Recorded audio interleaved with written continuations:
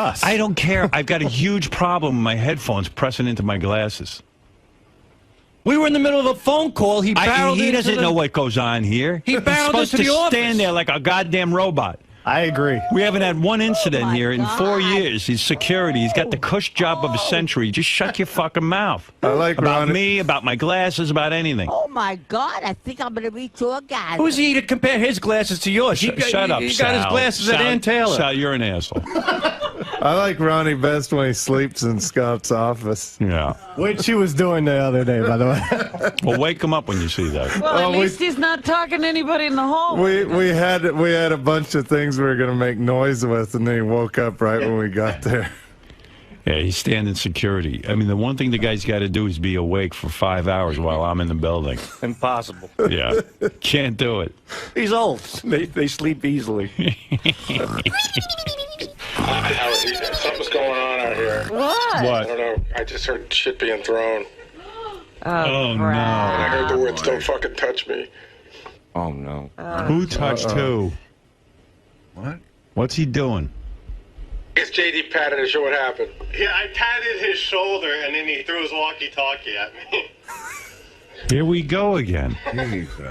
He got to stop throwing things. You know, he could be, you know, at the point where he's too volatile. Yeah. You know, sometimes the elderly can't control their I'm telling you, what is he doing? Don't sit there and talk. Don't do shtick Now we about my gotta tell glasses. people not to talk to Ronnie. What's he doing? And he's throwing things again. I had a whole talk with him not to throw anything. Everybody's a consumer. My glasses. I think it's time. I just talked to Ronnie in the car about it. I said, watch. I said, I got to switch my glasses. People carry on. Everything you do. What is he doing? What is he doing? The head of security is the most dangerous guy in the building. Howard, he just barricaded himself in Scott's room. Good. You should have That's where he should be. the black security guards should come in and watch Ronnie. You're not kidding. Those guys, those black guys stand there. They just stand there. They don't mix in. They do their They job. don't mix in with the people. I love black people. They don't mix. They do their job. That's it. Stand there. These three black guys and one black woman, I see them every morning. They stand there. They got a suit and tie on. Black people are no nonsense. Professional. Mm-hmm. That's right. Every morning they say good morning. They like almost stand at attention. They do their job. They That's don't, right. They don't look at glasses. They don't look at. They don't. And go I told that to events. Ronnie. I said, Ronnie, stop mixing it up with people. Don't comment. You see me. Well, I don't care what's going on. He starts in with people. How come you're not making fun of Howard's glasses? You know, black people appreciate having a job. Yeah, the other security guards, you say good morning, they're like, good morning. You say it to Ronnie, he's like, fuck you. Yeah. He's always like got an attitude. Fuck you. I mean, fuck you. What is that? Every morning he says to me, "What's your problem?" I don't know a thing about the other security guards' lives. I don't know anything about those black guys. And that's the way it should be. Stand there and look, official. You know? Look like you want to rip someone's head off if they get out of line. That's what I'm looking Well, he for. does look like that. Yeah. If you want, I haven't seen it yet, but Doug says they have the clip with audio of Ronnie throwing the walkie-talkie. Doug says it's good, but you got to bring up the audio if you want to hear it, Fred. All right. Let me hear it.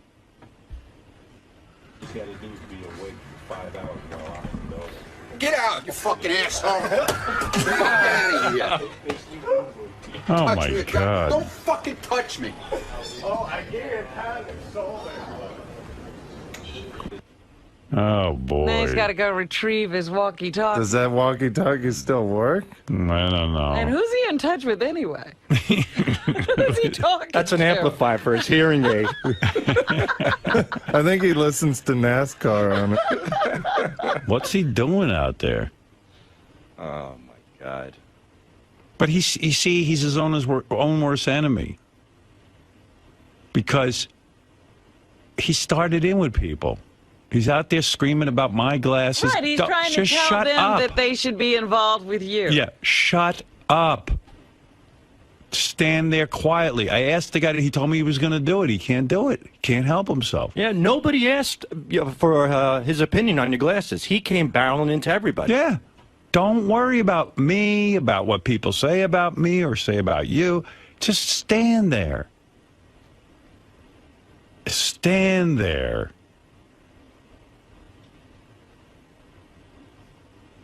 Well, it's so easy, his job. If he just stands there, he won't do it. He's a yenta. He loves it. He became a whole personality with appearances and don't ask. My worst nightmare has happened. I got a celebrity limo driver. A celebrity security. Yeah. He's Steve from the Jerry Springer show. He'll spin off his own show. He's got his own show now. Welcome to Celebrity Limo Driver. He's out there, don't touch me, throwing things. I mean, am I asking too much? I'm asking that guys don't pee in the same stall with each other and do crisscross. Right. And I'm asking Ronnie to stand there and do his job. Everyone thinks I'm playing around here because I have fun at work. They think they're supposed to be having fun. This is fun. But you're still not doing the things they're doing. You're entertaining people. Right. They're playing with each other. I know. It's enough. I don't know. I mean, what am I supposed to do? Everyone becomes a whole personality, and all their personalities are vomitous. You know what I mean? Like, their personalities are horrible. One personality worse than the next. Yeah, I mean, these are personalities that should be suppressed. Are you talking about us, too? Yeah, of course. You two guys are complete morons. I mean, you don't even know what's right or wrong. It's like, it's pathetic. We've done a lot of dumb stuff for the show. That's good. Dumb is good. Think of dumb for the show, not dumb in the bathroom. Well, we would pee on the show if you'd let us. Yeah. Idiots. We know you'd pee on the show. You do it every day. No, but it's also like Ronnie thinks it's kind of funny to be this buffoon. And I just want a security guard that isn't a buffoon. It's like, I have a very serious agent. I don't want my agent to be like peeing with other guys and throwing walkie-talkies. You know what I mean? And then say, well, you do it. Yeah, you guys are supposed to be professionals, you know? Especially Ronnie. I'm hiring to do security inside the compound here. Yeah, I mean, it's crazy now because Ronnie steps into the studio whenever we have a quote-unquote nut here. Yeah, but Ronnie's nuts. Right. JD taps him on the shoulder or gives him a pat on the shoulder and he's throwing something. I mean, my God. He's got to stop. I mean, I wouldn't go to a doctor who threw things at his patients, you know what I mean? Because he's aggravated. You know? All right, boys. Thank you. Thank you. We won't let that happen again. Yeah, good. Yeah, and then what are you going to do next that we have to stop you from doing? All right. Come on, guys. You get it together. I mean, especially where other people got to go to the bathroom. Come on. Nobody's interested in that. Right. It's disgusting. All right, get out of here. Okay. Those are people who couldn't be cops. Yeah, sometimes I think so. That psychology part was really tough. They ask you shit that just pisses you the fuck off. They ask you a bunch of fucked up questions. Like, what do you think of your mother? Fuck Piece you. of shit. I couldn't answer it the right way. I tried to contain myself. I couldn't. How do you fail the police psychological? You got to be one fucking crazy bastard. Wouldn't you love to meet the guys who failed the police psychological exam? Actually, no. I'd be a little afraid. Was this close to being a cop. And I failed the psychological. Then this fucking asshole comes in there with his degree and fucking asks me a bunch of questions. Piece of shit. I think Ronnie once applied to be a cop. I'm not sure. I got to find out. Because there's no way he could pass the psychological exam. There's no fucking way. He is a power-hungry motherfucker. He's throwing shit. He's going berserk back there, I think. Where is he? You got it under control now, or what? What was that? Is he out of Scott's office? He had locked himself. This isn't one of those strip club appearances. Needs to calm down. It's a professional work area. I'm Scores Man, damn it. And I'm about getting drunk. I'm about having fun. I'm about having a good time. I'm about meeting girls. I'm about meeting guys. And whoever doesn't like it can go fuck themselves, because that's what I'm all about. I'm Scores Man. And that's what Scores Man is all about. That's some philosophy. His whole persona is to yell and scream and throw things at people. It's not working for him. Shut him off. That's why it was great that Pete was doing that impression. Yeah. He captured Ronnie completely. Hey, Manny. Hey, good morning, everybody. Hey, good morning. Hey. You know, Howard, you kind of have to take some of the credit for creating this mental midget Ronnie. I mean, the guy's socially retarded. Right. He knows what's appropriate about as much as Sal and Richard do, for crying out loud. I know. Whatever happened to him sitting down in the car? Yeah, well, isn't that his job? I mean, honestly. Even when he used to sit and wait for me in the car, he was weird. Really? He's still weird. Well, yeah, he's just like he seemed like he was angry everywhere he had to take me. I mean, he yells. It wasn't a comfortable kind of thing, you know. Honest to God. He has a horrible personality. He needs a coach, some kind of life coach or something, to tell him what's socially acceptable. Yeah, I know that. Yeah, well, you got to have a good heart-to-heart with him again, because he obviously doesn't hear very well. No, he's not getting it. Thanks a lot, guys. Bye-bye. What are you going to do? Well, I don't know. I guess I am to blame in the sense that I put up with it. You know? I put up with this behavior. Right now, I got a situation I got to go out in the hall and solve, so I'm going to have to take a break.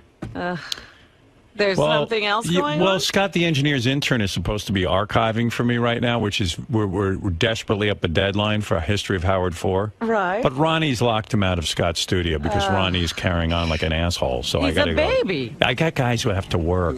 I can't be part of this. So I got to now. So he's still locked in there. Yeah, he locked himself in a room that we have work going on in. His safe room, when he acts like mental, is Scott's studio, except I've got people who have to work in there. Do we have to consider Scott a hostage? The door just miraculously opened. Yeah, well, it better open. I don't have time to handle all this shit, Gary. Straighten this out right now. I mean it. Tell the guy, we got work going on back there. If he needs a safe room, use the fucking bathroom. No, not the bathroom. Use the green room or something. Isn't there like a slop sink closet out there? How about not needing a safe room? He doesn't need a safe room. What's going on with you? Nothing. You throwing stuff? I wasn't throwing anything. I didn't throw anything at him. What? I saw the tape. You're out of control.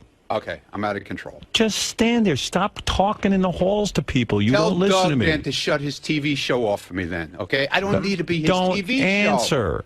Don't go up to JD and say about Howard's glasses. With a live camera. I don't need that stuff. We have cameras here. TV show this off for job me. I don't is need cameras. to be Doug's TV show because he doesn't have content today. Listen to me. Tell him to leave me alone. Ron. Seriously. You started this. I'm not Doug Goodstein's fucking baby fucking camera dude here. You started this. You started this. He tells me I'm doing his job. It's not his job to bug my ass all day. His job is to walk around with a camera, and anyone who acts out, they're going to fucking photograph. I wasn't photograph. acting out. I said leave me alone after I walked out of his studio. I can't be left alone. Listen to me. You asked me to go out there and mind my business. I'm trying to do that, and I can't do it. You brought this on yourself. Okay. Just listen to me. You went up to JD and go, how come no one's complaining about Howard's glasses? I didn't go up to JD. Well, whoever you went up to. All right, whatever. You can't do that. Yeah. Be like those black guys out there. Look, I didn't throw the thing at JD. It was I was giving Doug content for his TV show. I threw it on the floor. Okay. I didn't throw it at JD. Look, all right? watch the tape. I didn't throw it at him. Did it hit him? Did it get anywhere near him? Yes. No. It went into the green room. Look. I don't want to. Fuck out of here. Okay? Stop it. If I wanted to hit him with it, I definitely could have hit him with it with no problem. Yeah. Well, listen to me. Don't throw anything at people. I've told you this. Dude, I threw it at the floor. Don't throw anything. Okay, Zero throwing. I had and to secondly, give Doug content for his TV show. No, that's you don't. What it's all That's about not your here. job. I don't ask you to That's make what content. Doug is all about. Don't you know that? You don't work for Doug. You work for me. Well, Doug thinks I work for him. No. Because he thinks I'm one of his puppets. No. You I'm feel not one of Doug's puppets. you want to entertain, so you Okay. get on TV. Okay. I don't need a security limo driver who's on TV. Well, how about we do this then? Go ahead. Let's do this. Go ahead. How about I stay outside there where the guy who supposedly is very quiet and does nothing? Yes. Okay? Go ahead. I'll stay out there and he could stay in here. How's that? Is that better? I don't know. Would that But work out? No. How Would about that you work out better? Then you stay in your car and bring him in here because I need someone I know in here. Okay, fine. Someone I know. But you got to behave. Look. You got to behave. Ron, look at me. I'm you looking got at you. to behave. I'm looking straight Stop at you. performing. I am Stop being a looking monkey and straight performing. at you, Okay, dude. then listen. And, Then now I we need you went to through listen. this the last time, and Now I went need out you to there and listen. minding my business. No, you didn't. And this You guy, started and these in with guys everyone always, about no, my 'cause all they glasses. do is start with this camera shit. That's 'Cause right. They're not There's gonna happy be because Ronnie. they don't want to leave me alone. Can you okay? work where a camera is? Because there's going to be a I know camera where there. a camera is. Stop it. Can you work with a camera in around what you're doing? Yep, they don't have to follow me. There's no reason to follow They're going me to follow if I'm standing everyone. there doing nothing. They follow everyone. If you're doing nothing, they'll get bored and leave. You're obviously doing something that's interesting to them. You're acting out. I'm sitting there. You can't admit you're acting out for the camera. You just said you feel pressure to have to act out I'm for not Doug's acting out camera for the camera, because they're okay. light on content. Right. Okay. You don't have to be the No, content. that's not. You don't have to be the content. Just stand there and they will leave you alone. You're way interesting. You're throwing things. You're yelling at JD. You're carrying on about my glasses. Stand there. You're a pro. Whatever. You're an older man. Right. Did you ever take the police psychological exam? I'm not going to start with Did you? No, dude. Did you take the I'm not psychological? going there now. Don't I'm going to give it to you. I'm going to give you the police you do whatever psychological you exam. want, okay? Why are you starting in with people? I'm not. Enough. I'm done. Okay? No. I'm done. Are you stopping? Are you going to stop? I'm done. I'm done in here and I'm done out there. Okay. You're done. I'm done. Okay. Ronnie, talk to me for a second. Come on. No, you guys are done. What I deal with Go all back day. to your What are you boss. done with? Go back to your boss and tell him I'm not his puppet. Goodbye with the camera. Okay. I'm busy straightening You're not everyone gonna- out. If I you're could not put gonna my be on brains in camera their head, anymore? there'd be no problem. Okay. I'm not your puppet and I'm not They're your children. puppet. So go I'm away the with only your one who's sane microphone around and go here. away with your thing. Excuse Goodbye. me. That's it. I'm not ranting and raving in the No. halls anymore. I've seen odd behavior. I used to, but I stopped. Right. Well, you're able to control yourself, evidently.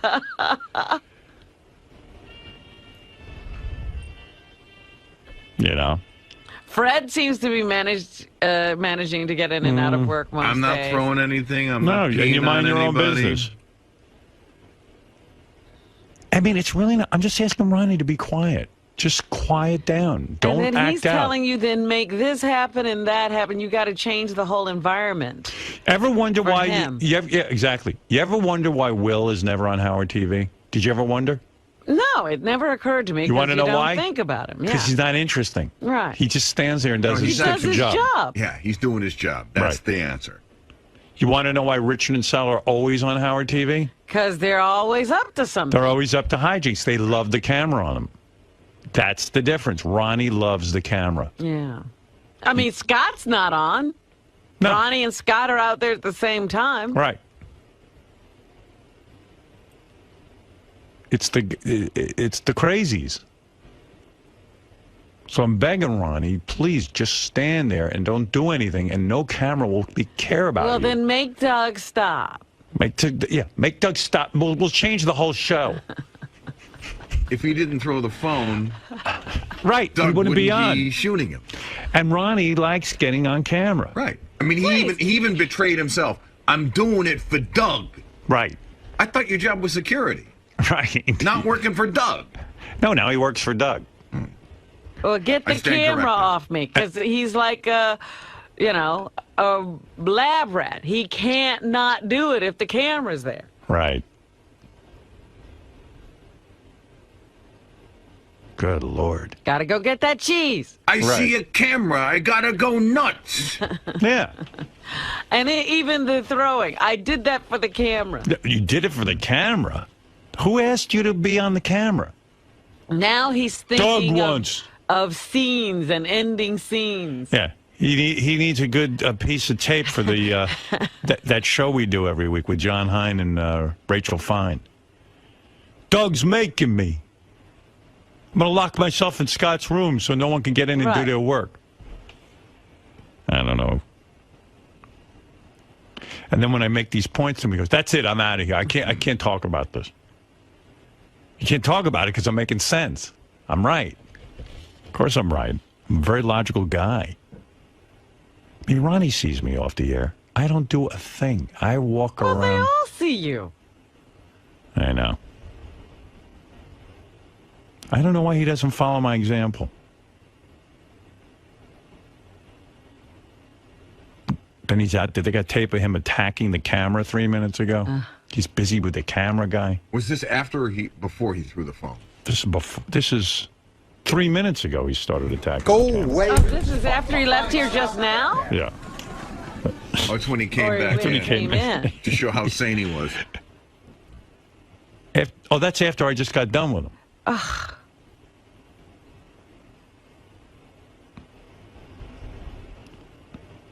Ay. I'll straighten it out, I hope, but I don't know if I can. Good luck. Well, why do I have to be the boss? Isn't this Tim's job to straighten everyone out? How many times are you going to straighten it out? All right. I'm taking myself out of it. Tim's the boss of everyone now. I don't know. Everyone thinks I'm the boss. Tim is the boss. Because obviously they don't listen to you. No. Tim. Why am I in charge of Ronnie? Tim is coming back, I think, Howard. But he was, I heard him out in the hallway. He's like, Ronnie, you're out of control. This is the greatest show on earth. Tim said that? He did. When Ronnie walked in and hit the camera, he said, hey, you're out of control.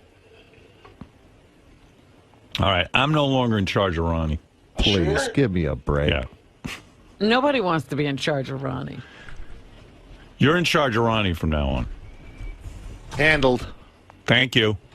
I don't want to... Hey, Tim. I don't want to be in charge of anyone. You know what I mean? I'll take care of it. Any personnel. I'll take care of it. I just want to be like a disc jockey who comes in and hangs out, does his show, and then leaves. Okay. So when you find out that Sal and Richard have been peeing on the seat of the toilet, handle it. I've already talked to him. All right. Good. Yeah, I don't want to be the boss anymore. Like, I'm really not the boss. Well, I'll handle it. Don't worry. Really? I now have the tools in order to take the weight off.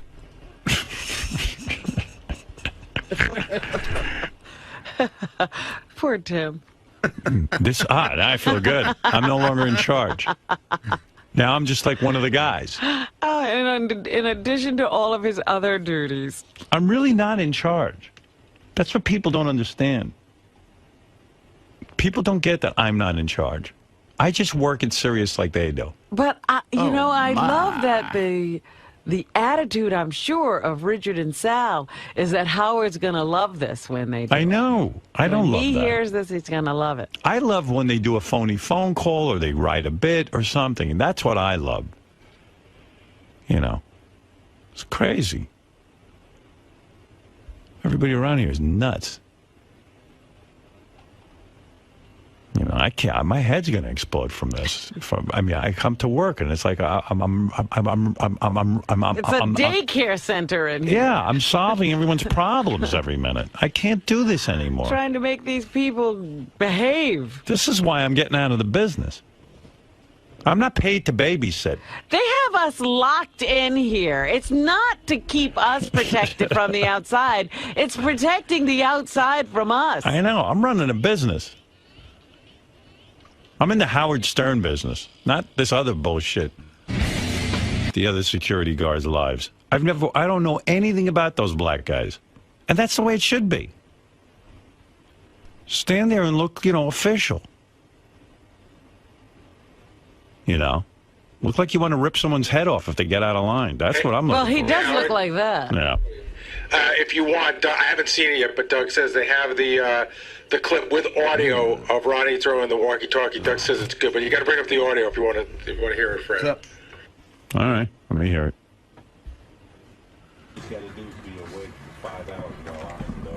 Get out, you fucking asshole! Get out of here! Oh my God! Don't fucking touch me! Oh, I can't have it sold. Oh boy! Now he's got to go retrieve his walkie-talkie. Does that walkie-talkie still work? I don't know. And who's he in touch with anyway? Who's he talking That's an to? amplifier for his hearing aid. I think he listens to NASCAR on it. What's he doing out there? Oh my God! But he's his own worst enemy. Because he started in with people. He's out there screaming about my glasses. Right, he's trying to tell them that they should be involved with you. Yeah, shut up. Stand there quietly. I asked the guy, he told me he was going to do it. He can't do it. He can't help himself. Yeah, nobody asked for his opinion on your glasses. He came barreling into everybody. Yeah. Don't worry about me, about what people say about me or say about you. Just stand there. Stand there. Talk with him not to throw anything. Everybody's a consumer. My glasses. I think it's time. I just talked to Ronnie in the car about it. I said, watch. I said, I got to switch my glasses. People carry on. Everything you do. What is he doing? What is he doing? The head of security is the most dangerous guy in the building. Howard, he just barricaded himself in Scott's room. Good. You should have That's where he should be. The black security guards should come in and watch Ronnie. You're not kidding. Yeah. Those guys, those black guys stand there. They just stand there. They don't mix in. They do their They job. don't mix in with the people. I love black people. They don't mix. They do their job. That's it. Stand there. These three black guys and one black woman, I see them every morning. They stand there. They got a suit and tie on. Black people are no nonsense. Professional. Mm-hmm. That's right. Every morning they say good morning. They like almost stand at attention. They do their job. That's right. They don't look at glasses. They don't look at. They don't. And go I told to that to events. Ronnie. I said, Ronnie, stop mixing it up with people. Don't comment. You see me. I don't care what's going on. He starts in with people. How come you're not making fun of Howard's glasses? Black people appreciate having a job. Yeah, the other security guards, you say good morning, they're like, good morning. You say it to Ronnie, he's like, fuck you. Yeah. He's always like got an attitude. Fuck you. I mean, fuck you. What is that? Every morning he says to me, what's your problem? I don't know a thing about... Well, it's so easy, his job, if he just stands there. He won't do it. He's a yenta. He loves it. He became a whole personality with appearances and don't ask. My worst nightmare has happened. I got a celebrity limo driver. A celebrity security. Yeah. He's Steve from yeah, the Jerry exactly. Springer show. He'll spin off his own show. He's got his own show now. Welcome to Celebrity Limo Driver. He's out there, don't touch me, throwing things. I mean, am I asking too much? I'm asking that guys don't pee in the same stall with each other and do crisscross. right.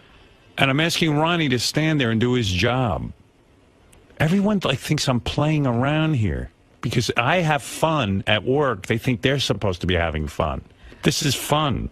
But you're still not doing the things they're doing. You're entertaining people. Right. They're playing with each other. I know. It's enough. I don't know. I mean, what am I supposed to do? Everyone becomes a whole personality, and all their personalities are vomitous. You know what I mean? Like, their personalities are horrible. One personality worse than the next. Yeah, I mean, these are personalities that should be suppressed. Are you talking about us, too? Yeah, of course. You two guys are complete morons. For us. I don't care. I've got a huge problem with my headphones pressing into my glasses. We were in the middle of a phone call. He barreled he into doesn't the... know what goes on here. He barreled supposed into to the office. stand there like a goddamn robot. I agree. We haven't had one incident here in God. 4 years. He's security. He's got the cush job of a century. Just shut your fucking mouth. I like about Ronnie. me, about my glasses, about anything. Oh my God! I think I'm gonna reach to a guy. Who's he to compare his glasses to yours? Shut up, He Sal. got his glasses at Sal, Ann Taylor. Sal, you're an asshole. I like Ronnie best when he sleeps in Scott's office. Yeah. Which she was doing the other day, by the way. Well, wake him up when you see that. Well, at least he's not talking to anybody in the hall. We had a bunch of things we were gonna make noise with, and then he woke up right when we got there. Yeah, he's standing security. I mean, the one thing the guy's got to do is be awake for 5 hours while I'm in the building. Impossible. Yeah, can't do it. He's old. They sleep easily. Howard, something's going on out here. What? I don't know. I just heard shit being thrown. Oh, no. And I heard the words, "Don't fucking touch me." Oh, no. Who touched who? What? What's he doing? It's JD patted to show what happened. Yeah, I patted his shoulder and then he threw his walkie-talkie at me. Here we go again. Jesus. He got to stop throwing things.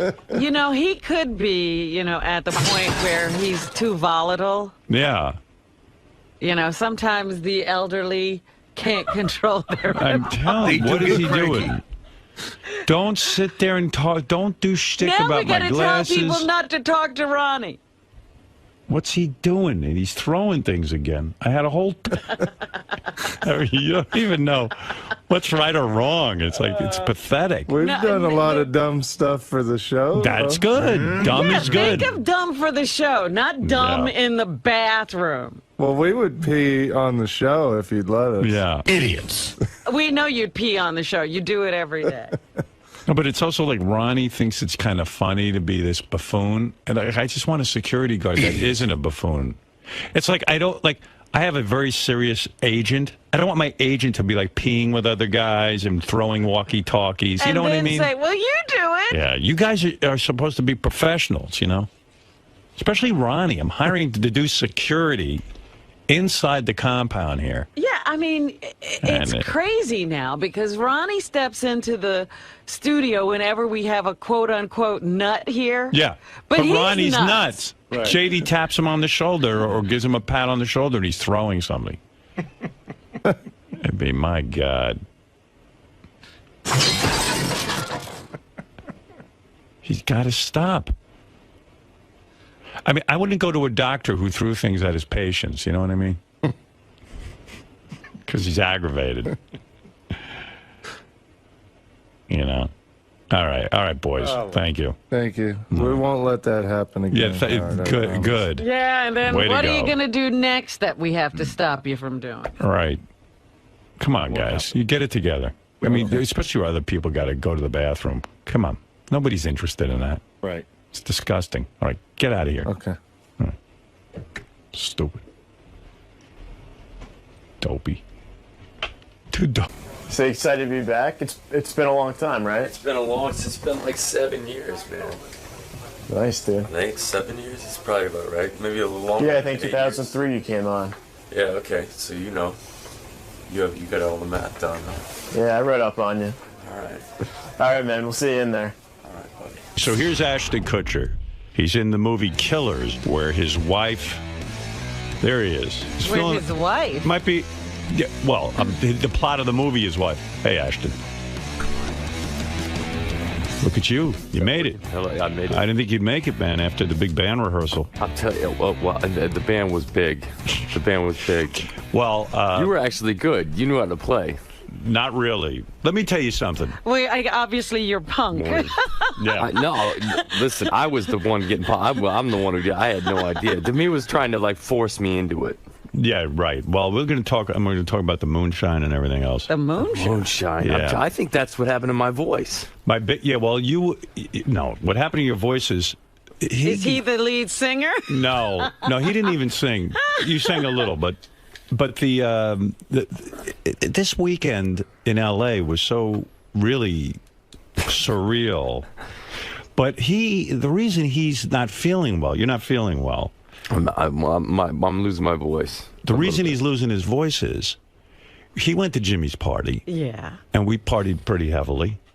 Then him and his wife go out to play pool somewhere. Where? Soho House? The Soho House. Yeah. It had to be. What time did you get to sleep? 2:40. 2:40, and then you had to get on a plane and fly to New York. I mean, why am I the only one neurotic about sleep and that you have to get your rest? I don't know, Howard. You know what I mean? We slept for like 5 hours. Yeah. Well, to me, that's nothing.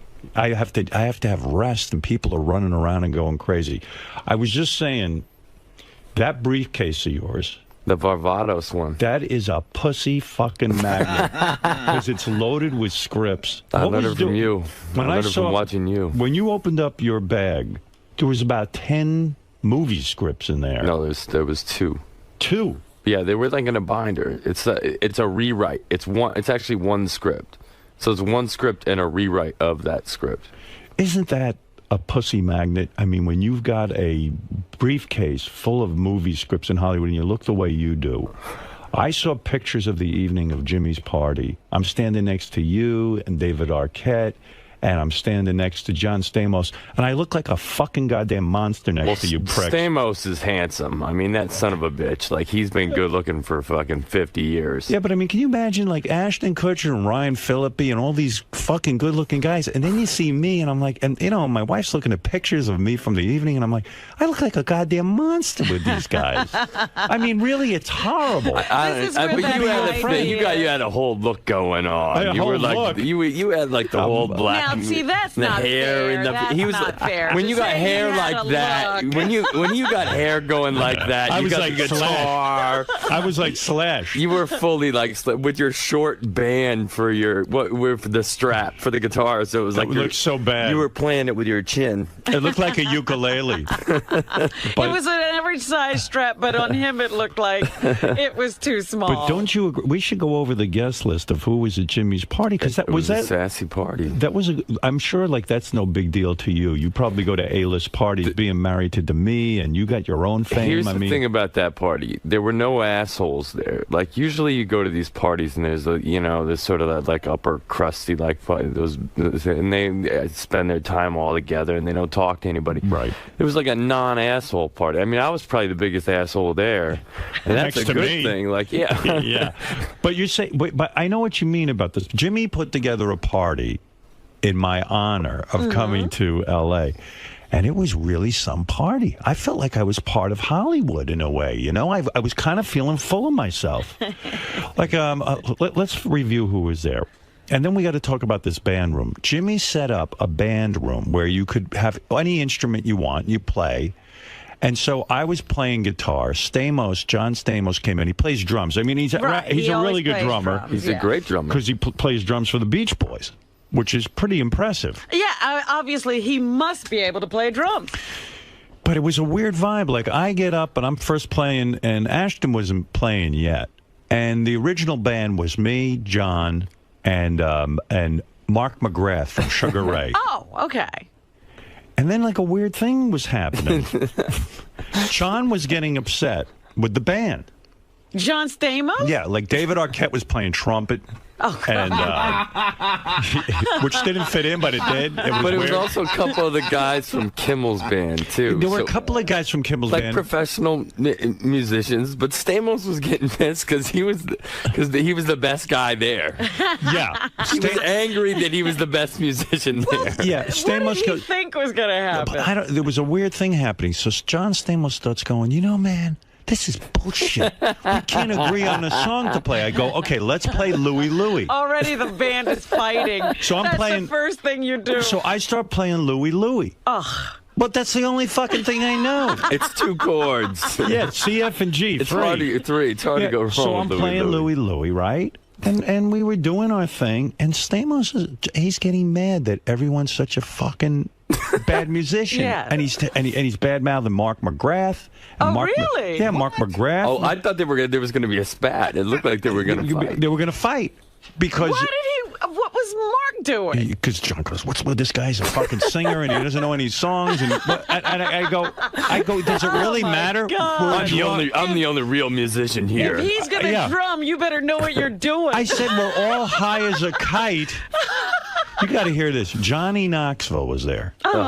Johnny shows up with his wife. Is that his wife or his girlfriend? I don't know. Johnny Knoxville looks like he's 80 years old right now. Right. He's beaten his body so much. He walks around. He's like an old man. He's like, he's like. So it's catching up with him. Yes, ma'am. Yes, ma'am. We'll just have it right down here. Yes, ma'am. Yeah, he's real polite. Okay. And he's real super polite. Like, everybody's ma'am and sir. But he looks like he's like 80 years old. He's got like his business is all screwed up. I guess that jackass thing is not a good thing to do. He's still putting that catheter up his cock every day, twice a day, and I mean Johnny looks like that'll age a guy. I mean, when you get your dick broken, like everything after that is like downhill. Oh, what a mess! So Johnny, I'm talking to him, and Jimmy has a full, beautiful bar. I'm drinking vodka. He goes, "Never mind that shit." He goes, Johnny pulls out a jar. Like a jar, like a jelly jar with a screw top, and he goes, a mason jar. He goes, have a drink of this. It's moonshine. I go, moonshine? What the fuck is moonshine? What do you mean? Moonshine in Beverly Hills. He's a hillbilly, and these guys, from Tennessee, his cousins or something. His cousins make moonshine. They make their own alcohol. This was Blue Flame moonshine, which is supposed to be the good stuff. Well, I took a smell. Like, I just took a smell. And Ashton's wife, to me, says to me, "You're a real pussy. Drink the moonshine." So I said, what do you mean I'm a pussy? I'm not going to drink that crap. That's probably poison. Yeah, I mean, Johnny Knoxville's uncle made it. I said, look at Johnny. She was calling you a pussy because you called Stamos a pussy, and then Stamos drank it. And the first thing, I walked into the party, and Stamos was like, "You're a pussy if you don't drink this." Right. It was like the first thing, and I'm like, everyone, okay, well, I don't want to be a pussy, you know. I never felt such peer pressure because, I mean, after all, I mean, there's Demi Moore saying, like waiting. You can't have that. She sees I'm not a real man. Yeah. You know what I mean? And like, was she drinking it? And then like Courtney Cox is drinking the moonshine, and she goes, "Come on, man!" All these girls are. She's like, "Man up, drink the moonshine." And I go, "Are more manly than you." I'm such a fucking woman. I won't drink the moonshine. I wouldn't. I smelled it. I knew. That's why Johnny looks like he's 80 years old. He's drinking moonshine. It's either that or lighting himself on fire. One or the other. Yeah, or smashing your balls into a truck. Something. But but I mean, they make it's not prohibition. You don't need moonshine. No. But it was fun, right? The moonshine was potent. I mean, it was heavy stuff. Then you kept saying you don't know how to play an instrument, but then you got up and then you're playing the piano like Billy Joel or something. I took when I was like 7 years old, I took 3 years of piano or something. I don't really know how to play. And your wife's a good singer? She was up singing? She was singing? My wife can do anything. She's singing. She can do whatever she wants to do. She can. She was really great. I didn't know she sang. Well, if you hung out at the kind of parties I hung out at, you would know this kind of shit. I guess I would. You're too busy going to charity benefits. I'll do my thing. You do yours with the moonshine. Talk to me about charity for a second. How does a celebrity pick their charity? Now, are you trying to get rid of the sex slave industry or something? Human trafficking, yeah. Human trafficking. I mean, there's a million charities you can get involved in. Why the human trafficking and sex slaves? I saw this thing on like one of those like 48 hours special thing, Nightline or whatever, and it was these like 6 and 7 year old girls in Cambodia, right, that were working in these brothels, and these grown men were going in and sleeping with the 6 and 7 year old girl. And this is not really morning talk, but it was just so disturbing to watch, to see what was happening with these kids. And I started researching, and I found there's twice as many slaves in the world today as there were when Abraham Lincoln signed the Emancipation Proclamation. Wow. I didn't even know that. And it's like a $32 billion industry. So you got involved with that? Yeah, because Robin's involved with every fucking charity but that. Isn't 𝗦𝗵cie involved with something called like the Rebecca? The 𝗦𝗵cie Project? Yeah. I don't know. I saw an email getting passed back and forth about, but I don't know whether she's associated with it. Everybody's helping everybody. We just started our own foundation. It's the DNA Foundation. Well, anyway, so you got a new movie coming out, but that party at Jimmy's, that was fun. It was fun, but that's not a big deal to you, right? Because you guys don't you party with like Brad Pitt and we don't go out that much. I mean, we're so like when you're in New York, you stay home mostly. It's like you're not going out. That's when we're in Los Angeles, we don't really go out that much. So Jimmy's party was unusual for you guys. Yeah. Well, I just got off work. Like I came straight from work and went straight to the party, and then.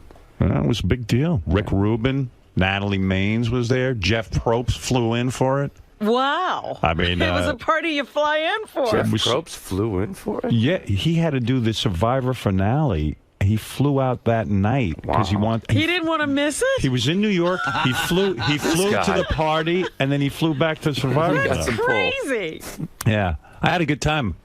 I was busting his balls pretty good at that party. Jeff? Yeah, it was fun. Why? I'll tell you all about it. Okay. But anyway, so, it was good. It was really good. Ashton's new movie is Killers. This is where you play a spy. You quit the spy business. Yeah. After you quit the spy business, you get married to Katherine Heigl. Katherine Heigl. Is she a pain in the ass to work with? No, she's great. Why does she get a bad reputation of being like cuckoo? Yeah. I don't know. I think she had like a thing on the what was the Getting Knocked Up movie. She had like a thing with it was like about the guys in the movie and I don't know what it was. I didn't really get into it with her. And yeah, she had some sort of thing. Yeah, and I think you know when you have one thing like that spike up, then every time they do want to make a story out of it every time. So working with her was easy. Yeah. Yeah, you liked her. So you're a spy. You quit with the spy business. She marries you. You never tell her you were used to be a spy, and then all of a sudden, some guys put out a hit on you. Yeah, there's a hit. There's a contract hit put on me, and it's like one of my friends or neighbors, but I don't know who it is. Yeah. And I mean, it's a pretty basic plot line. So what's like you're Superman because all of a sudden when your wife learns you used to be a spy, she's kind of freaked out. Yeah, she's kind of freaked out, but she's also kind of impressed. Yeah, right. She digs it. I get to kill people. Yeah. It's fun. I just wanted to shoot a gun. And you get to do all that. I get to shoot guns and jump through windows and dive off boats. And yeah. That's fun. And make out with Katherine Heigl. So it's like free cheating, Yeah, I know. There was a picture in the Post of you yesterday making out with another chick. Natalie Portman. Natalie Portman. That's going well. You're making that movie now. That's in a movie. That's a movie, yeah. No, I understand that, but you get to make out with there's a picture I know, of it's him, like free cheating. But your mouth is open and your tongue is practically down her throat. That's not true. That's not true. It might be touching a little, but not down her throat. Isn't that tough on your marriage? I mean, you're constantly fucking making out with other chicks. She does it too. I know, but I mean, Jesus Christ! Between the two, do you get jealous when you see your wife in a movie, or you're doing this? I get a little jealous, but she's just good. She's good with it. I don't know. She's okay with it. How's the marriage going? Great. How's the sex? Amazing. Are you having as much sex as you used to have? Yep. No kidding. Still goes down. After all these years? 7 years. What is the secret to you Lots and to me? Of sex. Is that true? Yeah. Do you instigate it mostly? It's mutual. How do you instigate it? Give me some tips here. How do you keep it fresh? Sexting. Sexting? Yeah, the texting. But you're big with that. Oh yeah. And you write her dirty messages. All day long. You don't send pictures. Oh yeah. Oh, really? But just across the text of your cock. Yeah, whatever. Yeah. Sure. You send to me pictures of your penis. Penis.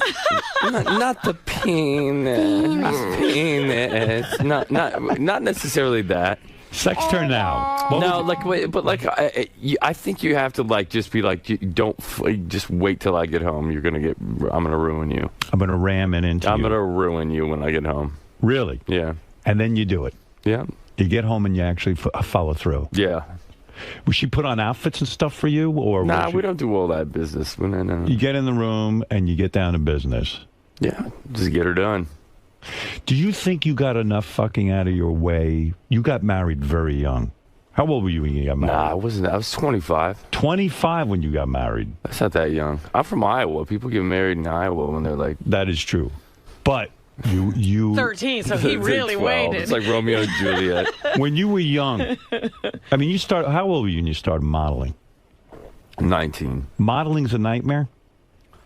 Well, it's not. I mean, it's hard to feel good about yourself when, you know, it's like... Howard would feel really good. I would feel great if someone would pay me. But there's not a whole lot of earnership there. You know what I mean? My wife has said to me, she said when she used to work with male models, it's a very, very strange career.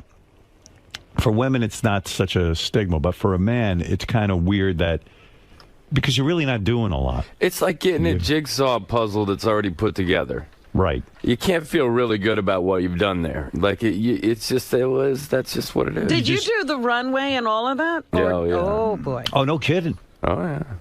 Imagine the pussy you got when you were doing that. It didn't ramp up. It's hard to be like, you know, because part of it's like what you do for a living, you know. It's like, oh, I'm a male model. Like, you know, it's not like really like girls aren't like, oh, shit, I'm going for that, you know.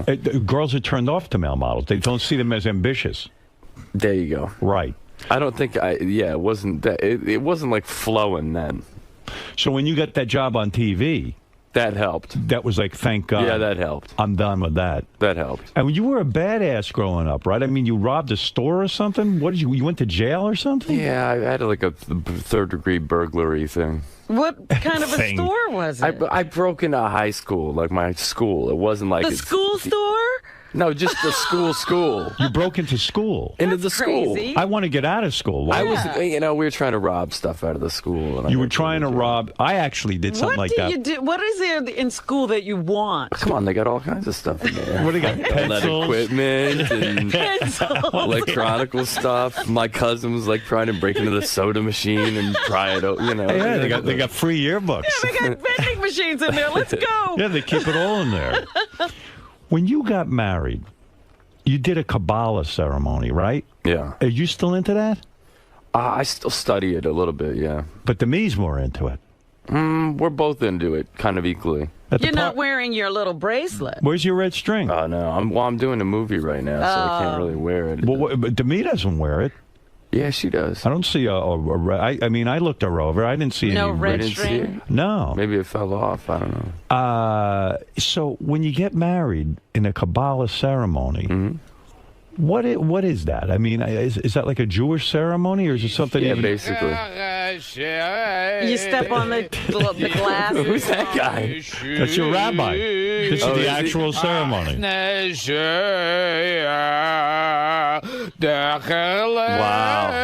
Nice. I do. So some of the things you got to do is you got to dance around a circle around the bride circles the groom 7 times. 7 times. You did all that. Yeah. No kidding. Yeah. Whoa, now what is it? So are you Jewish? No, I'm not Jewish. But you're Kabbalah. But that's Judaism. I don't understand. But here's the thing. I think religion's kind of awful. Yeah. I think that there are probably more wars created because of religion than peace that's actually ultimately created. Yeah. And so it doesn't preclude me from, studying spirituality. Like, I believe there's a God, and I believe that, part of that's within us, and I think I have a soul, and so I try to stay grounded through spirituality. Right. So but I don't like to follow all the rules and do. You just like learning about it. You feel spiritual, and that's it. And that's as far as it goes. Well, it's all it's like do unto others as you want done to yourself, and everything else is sort of kind of how-to book. So when you're making a movie with Natalie Portman, I was obsessed on this picture because I'd like to make out with her too. She's cute, right? Yeah. She's super cute. She's like 5 foot something tall though. Like, I stand next to her, we look like we're different species. Yeah, how tall are you? I'm 6'3", but she's like it's weird. We have like a really weird height thing going on. When you do a love scene with her, do they put her on a box or something to make I haven't done it yet. I haven't done a love scene with. I had to kiss her. I had to kiss her in the scene, so we're just standing there, Right. But I had to lift her up to even kiss her. Do you get turned on at all? Let me be honest. No, well, I mean, in a scene like that, in a sex scene? Yeah. Did you have sex scenes with Katherine Heigl in your new movie? No, I don't have a sex scene with her. Nothing. No kissing, nothing. There's like kissing, but not like a sex scene. Nothing, nothing hardcore. No, like I kiss her boobs or something. I don't You kiss her boobs? Yeah, just like, you know. Just kiss them. Kiss her boobs. How do you Well, in write the that scene. into a script? See, that's Part why of the Hollywood marriages can't last. They've been doing pretty It's well. tough, yeah. Oh, well, we're doing great. Well, how do you know if they're doing well? They're still together. I'm just counting years. I mean, at the party, you guys seem super tight. Yeah, she's my best friend. Yeah. Yeah. She got up there. She encouraged you to get up and play with the band. You were being kind of shy. And Wow, because I don't know how to play an instrument. I You don't were know how to better than I sing. was. No, come on. You were like jamming out songs on the... Man, I felt like I was on top of the world, man. Look who I'm jamming with. All these fucking Hollywood He's people. ready to start a band again. Yeah. We might start a band. I might actually go book it on a talk show. See, now that would be one of those vanity projects, right? Where Yeah. you have all your You buddies could book it. Sure. who It'd be have funny. names, and then everybody would just go And we because do it was Louie. you guys, and then they'd listen to this bad music. So when you're on the set, It's like when when the bands break apart and then different factions Right. of those bands try Yeah. to get back together and This form is- that new band, this like the is a Revolver. super bad What was that, group. Revolver? Revolver. Yeah. Hey, so if you're on the set with Katherine Heigl, you don't get physically attracted to these. I don't understand how it works. Nah, you just don't. It's but they're also telling you like, okay, I want you over here. I want you to, it's like square off to the camera a little bit more. But you get actual boners and stuff, don't you, when you're making out with Natalie Portman? I haven't gotten there yet. No wood. Well, I haven't done a scene that has taken it there. But Well, it's you've not to worked say with Cameron Diaz. it's you've not to worked say with that some- you wouldn't in a sex scene with someone. Yeah, sure. I mean, you could. And so do you have to sort of detox after something like that? So you go home to your wife and you got to be like, oh, shit, Well, like when I was doing that movie Spread, like at the end of the day, there was like 7 days in a row that I had like sex scenes that I was shooting. Right. And then you go home and you just be like, I'm so over it. Like it's like, ugh, like it was just, like enough. I can't even have sex. Like I could imagine how a porn star would feel. No kidding. Like I think the porn stars would like get done at the end of the day and be like, I'm not. Yeah, you would think, well, that I would understand. But I mean, you're working next to all these actresses and stuff. I just don't know I don't know how you go away on a movie set for 4 months or something, and you're hanging out with all these hot chicks, and you keep your marriage together. Well, it's quite remarkable. Like to me, we'll go on location with it. We'll just go together. So it's like we're not apart. That's for smart. Very long. That's a smart move. We have like a 2-week rule. We're never apart from each other more than 2 weeks. Right. You know what it is, though? The porn stars, when they make a movie, they're finishing. They're actually coming. And they're sick of sex. The problem is you'd have all this foreplay. Ramp up. Exactly. And then you got to be kind of curious. Do you ever find yourself, you go home like at the end of the day and then you're like thinking about Katherine Heigl, what it'd be like to fuck her? No. You don't? No. You can't admit that anyway. What do you mean? Oh, I mean, because you can't say You that. could admit it. You could. Would you say that if your wife's your best friend, can you sit there and say, shit, I just did a love scene with Katherine Heigl and you know what? I was getting a little bit turned on. Can you tell her that? Can you be that honest? Yeah. No kidding. I can tell. She's like my best friend. Yeah. So I got to be able to tell her everything. Well, that's pretty good. Now, when you got are you on bad terms with your family? When you got married, you didn't have your family there? You didn't bring No, my family was there. Was your brother there? You have a twin brother. My brother right? wasn't there. How come your twin brother isn't there? Because my brother was married to a woman that was like when they got divorced, sold all these stories to the tabloids. Yeah. And so I didn't want her coming and selling stories to the tabloids. So did you tell your brother that? And Yeah, was he I told him that. Was he pissed off at you? He was upset that he wasn't there, and I'm bummed that he wasn't there because I wanted him to be there. But I was like, I can't invite your psycho ex. I can't have I don't want the whole world knowing about what's going on. And that didn't cause a tremendous rift between you and your brother? No. Because at the time he was in love with this woman, and Yeah, but I told him that she was a psycho. That woman. But now they're divorced. Yeah, it's done. It's done. What does your twin brother do? Yeah, and does he? He sells 401k accounts. No kidding. Yeah. Does he look exactly like you? No. Your fraternal? Yeah, we're fraternal. He's blonde hair and blue eyed. Is he good looking like you? I think he's a handsome guy. Is he as handsome as you? I think he's a good-looking guy. I mean, is he as handsome as you? That's I what don't I'm think asking. he's as handsome as me. Is there jealousy between you and your brother? I mean, you're this big star. You're married to 𝗵𝗵. You're making fucking movies. You got tons of dough. I mean, is there tremendous jealousy? No. No? No, there's not. You know what? My brother's a great guy. I wish I was as good of a guy as my brother is. No kidding. He's a great guy. So you're close? Yeah, yeah. Oh. Where does he live? He's still out in He lives in Iowa. Iowa? Yeah. I don't know. see him enough, but... When's the last time you saw him? A couple months, like a month and a half ago or something. Right, because he's in Iowa. How the hell are you going to go out there? Yeah, you're not going there. Yeah. Well, it's not like I have a business meeting in Iowa. Like, well, Right. I'm just passing You just through. dropped by. I was in the neighborhood. Yeah, but I mean, it's got to be strange for you to be like a young guy. You've hosted Saturday Night Live. You had television shows. You had a modeling career. You're making movies. Yeah. It's just an incredible life, right? Kind of heady. It's pretty good.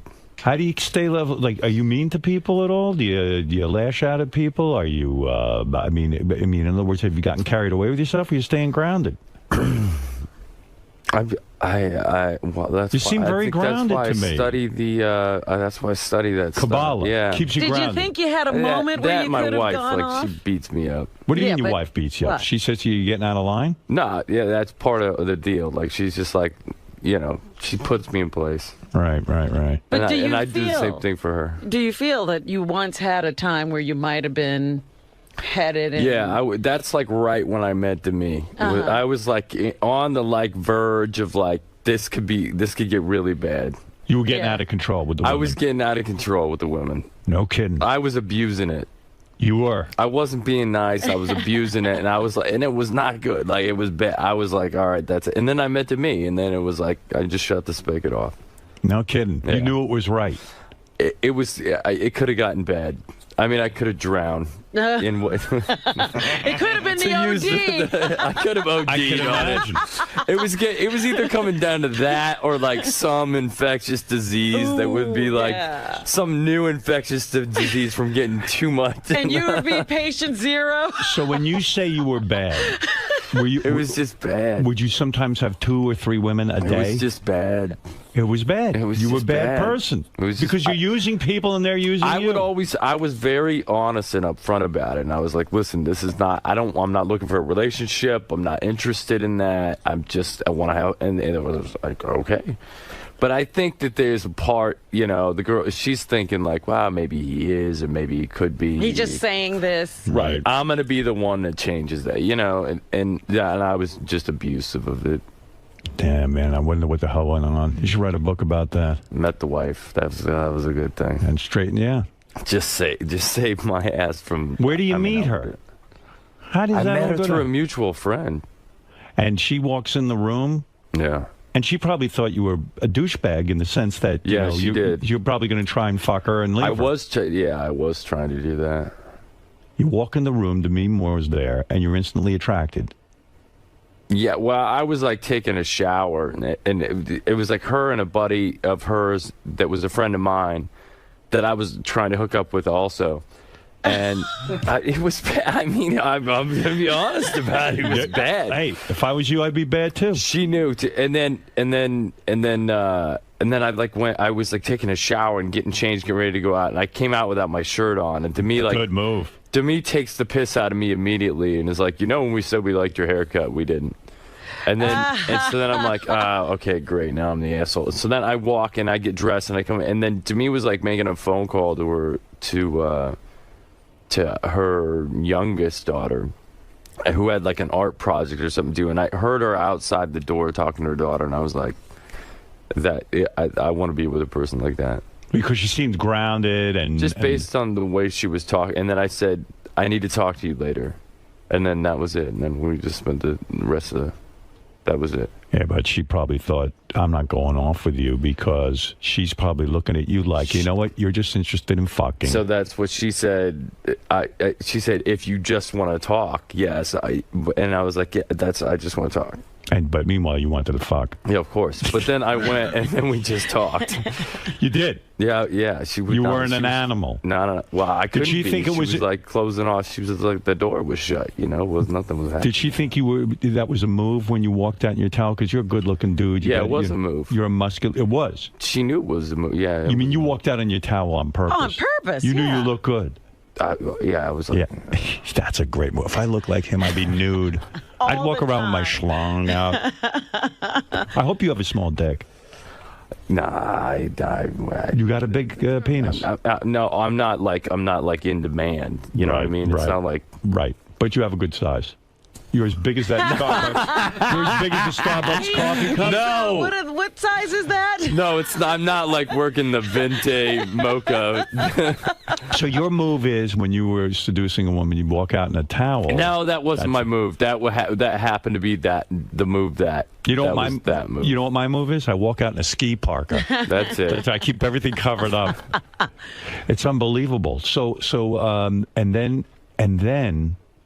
She probably didn't really want to take you seriously romantically because she knew she didn't. You're a womanizer. Yeah. There's no way you're going to be a serious contender. There's no way you're marriage material. And you had to prove to her that you loved her. How was that? How did you prove it to her? I don't know. You just hung in there. Just hung in there. And then you get to fuck. I just shut everything else off and then focused on just this is the person I want to be with. How many weeks does it take for you to get into Demi's pants? It took a while. A long time. It took even a while. For you. She was it took a while. Weeks, months? What? It took a while. How long? It took a while. I don't know. More than a month? Not more than a month. Oh, good. All right. Because then you're losing your mojo. More than a month, then that wouldn't have worked out.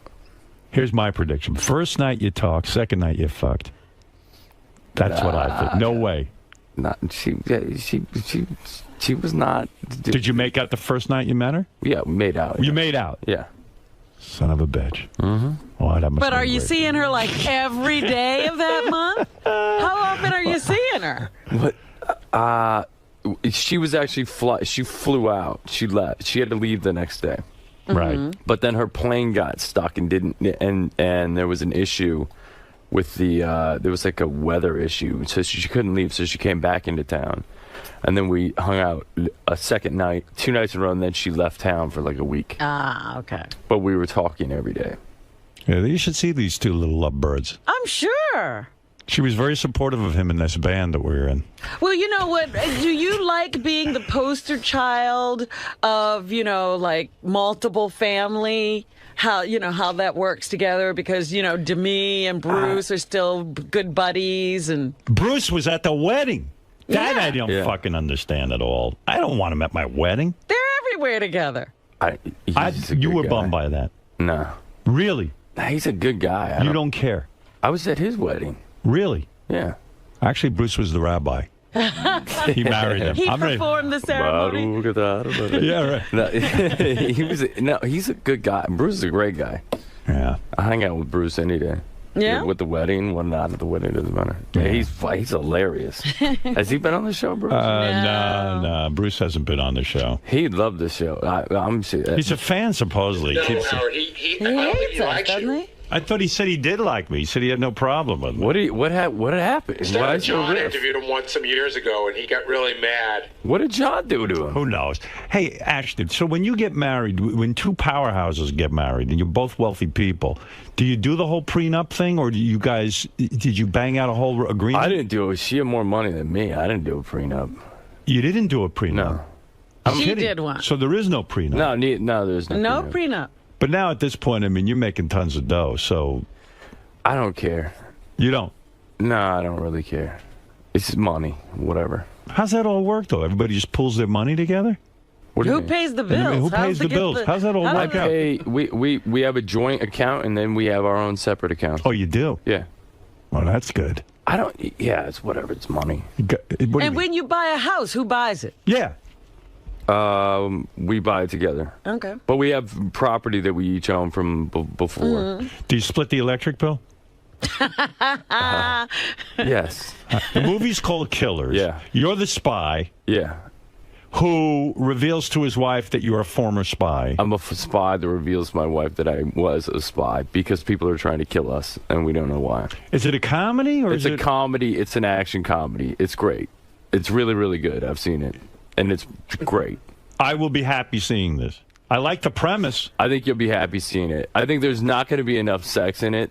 I don't give a shit. You don't about care? That. No, All I right, don't care. but then I think you'll enjoy it. I think it's funny. Tom Selleck's in it. Gee, I mean, he's got the most gorgeous mustache you've ever seen in your life. Right. And He still has that mustache. And the mustache is unbelievable. I mean, this thing is like a Vulcan forest. It's got its own personality. It's unbelievable. And you are still tweeting, right? Yeah, still tweeting. And you have 5.5 million followers on your tweets. 4.8 million. 4.8 million people just wait on your every word. Yeah.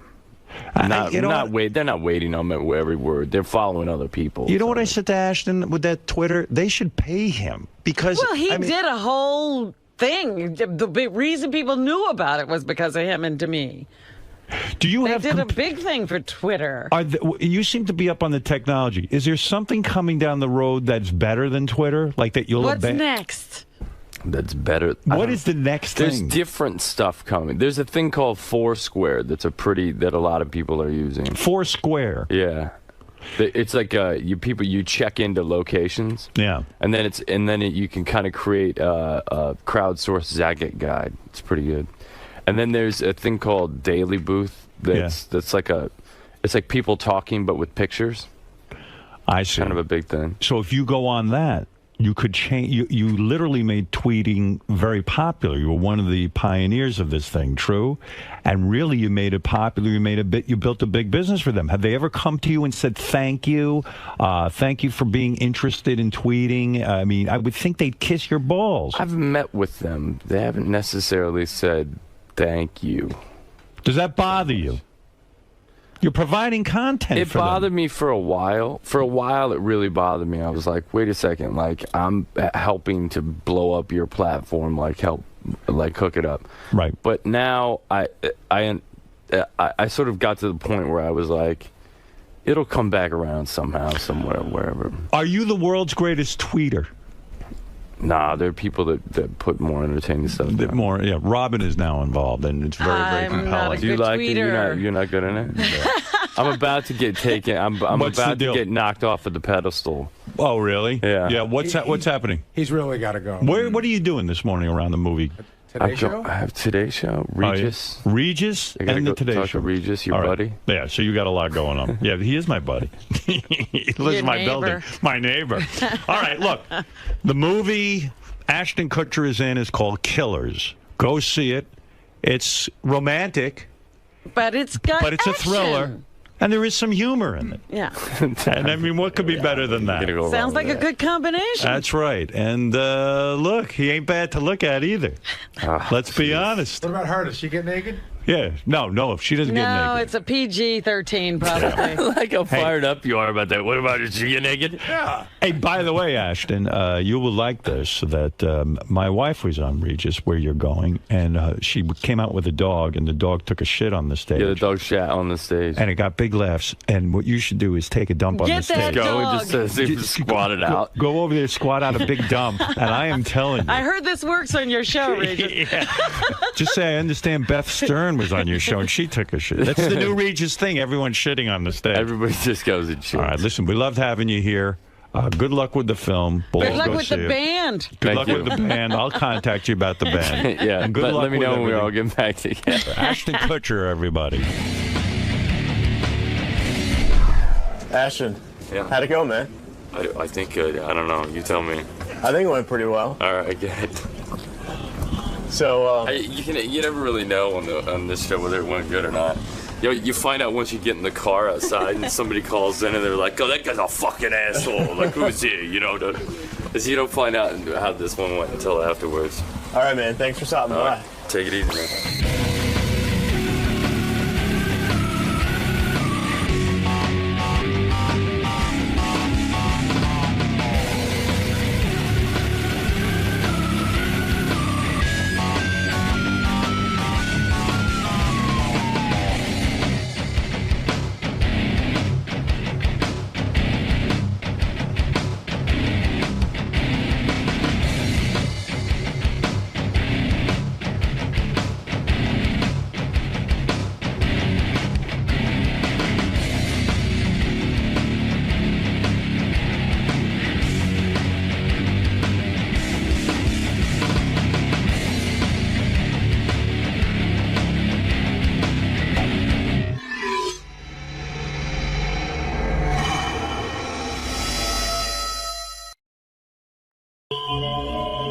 back from L.A. My kind of town, that L.A. Yeah. You have no mic. Oh, that's because your mic's down, Robin. There's no way you That's what I was trying to tell you. Yeah. Your mic is on, but I have it turned down off. Just trying to send you a subtle message. I got it. I just don't know what the message was. Oh, my glasses are filthy. You know, that time difference with L.A., well, that wears me out. Everything wears me out, you know. But it's really weird when I go out there because there's like a lot of excitement that I'm there. Well, I said it was like the Queen coming. Everybody was getting ready for you. TMZ did a report. We went out to dinner. We got there Thursday evening, you know. But you know, late afternoon. And we went to our hotel. We stayed at the Beverly Hills Hotel, which is a really nice hotel. And it pulled up, and then right away there were these like a paparazzi, but like a ton of like a million of them. Howard, you know, like I don't even know how did they get on the hotel grounds? That was it. And then the hotel people got upset. You're standing on our sidewalk, and then they were throwing them off the sidewalk. I said, listen, it's no big deal. Just you know, who gives a fuck? Who owns the sidewalk? I don't know, but it reminded me like when I was a little kid, and you go, "Hey, get off my lawn. That's my lawn." No, our property line ends here, man. You're always arguing with your neighbors. I don't know. Did you have that? Oh yeah, I was telling you about the guy who would yell at the children every time they touched his grass. Yeah. That's my grass. Yeah, it's like one little patch of grass. Right. It's such a small patch of grass. It's not even worth fighting for. So we get there, and there was a lot of excitement. And I said to Beth, I go, man, there's a lot of excitement. Well, they're looking for something new to do, I'm sure. Like, I'm the new guy in town. Like, you know what it is? Enough it's weird. of Kim Kardashian and her sisters and wherever they go. Yeah, right. It's like, because I don't live out there, there's very, you know, most celebrities out there, no one's, Jimmy Kimmel told me that, he goes, you're just not here enough because everywhere I went, it was like an event. Mm-hmm. I was like, I must be like the president when I go But that's out what there. I said. It was like a state visit from another foreign dignitary. Even that guy from TMZ, Harvey Levin, was saying on his report, wow, it was like Howard Stern is the king of L.A. So we got there, and we were going to, we were meeting Jimmy and his girlfriend, Molly, and J.J. Abrams and his wife, Katie. J.J. Abrams, who's been on our show, he did the Star Trek movie and the Mission Impossible movies, right? He's the guy who created Lost and all these shows. Yeah. And he's a good guy, and so we were all going to go out to dinner together at this place called Soho House. Okay. So we're driving, and then all of a sudden, there's all like it was like being Lady Di. You know how they chase you? There was like 3 cars chasing us.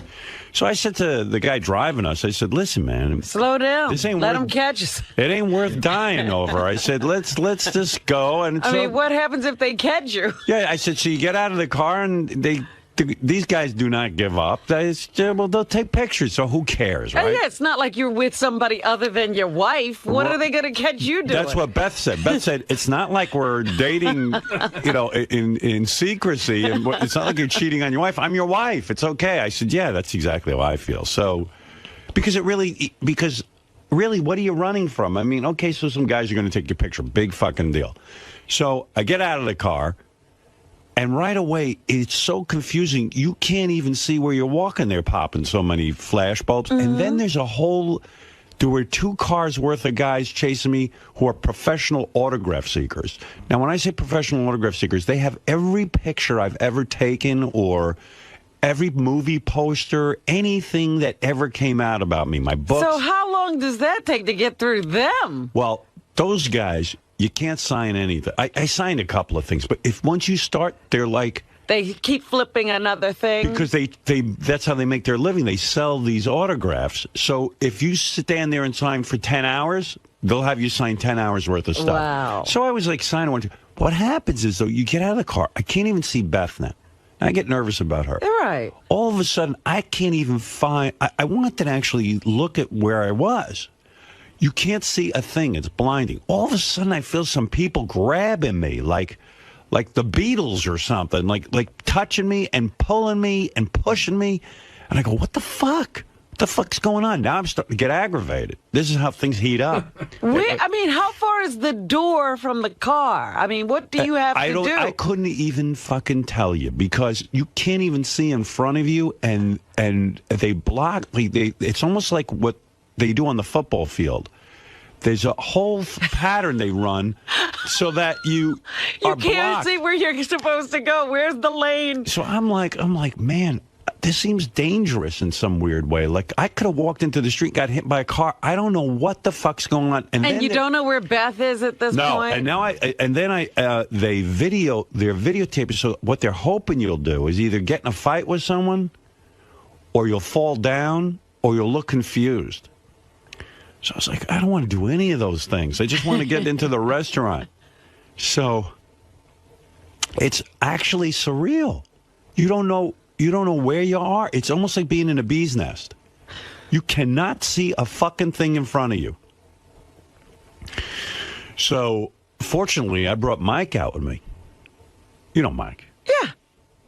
And he was helping us get in, but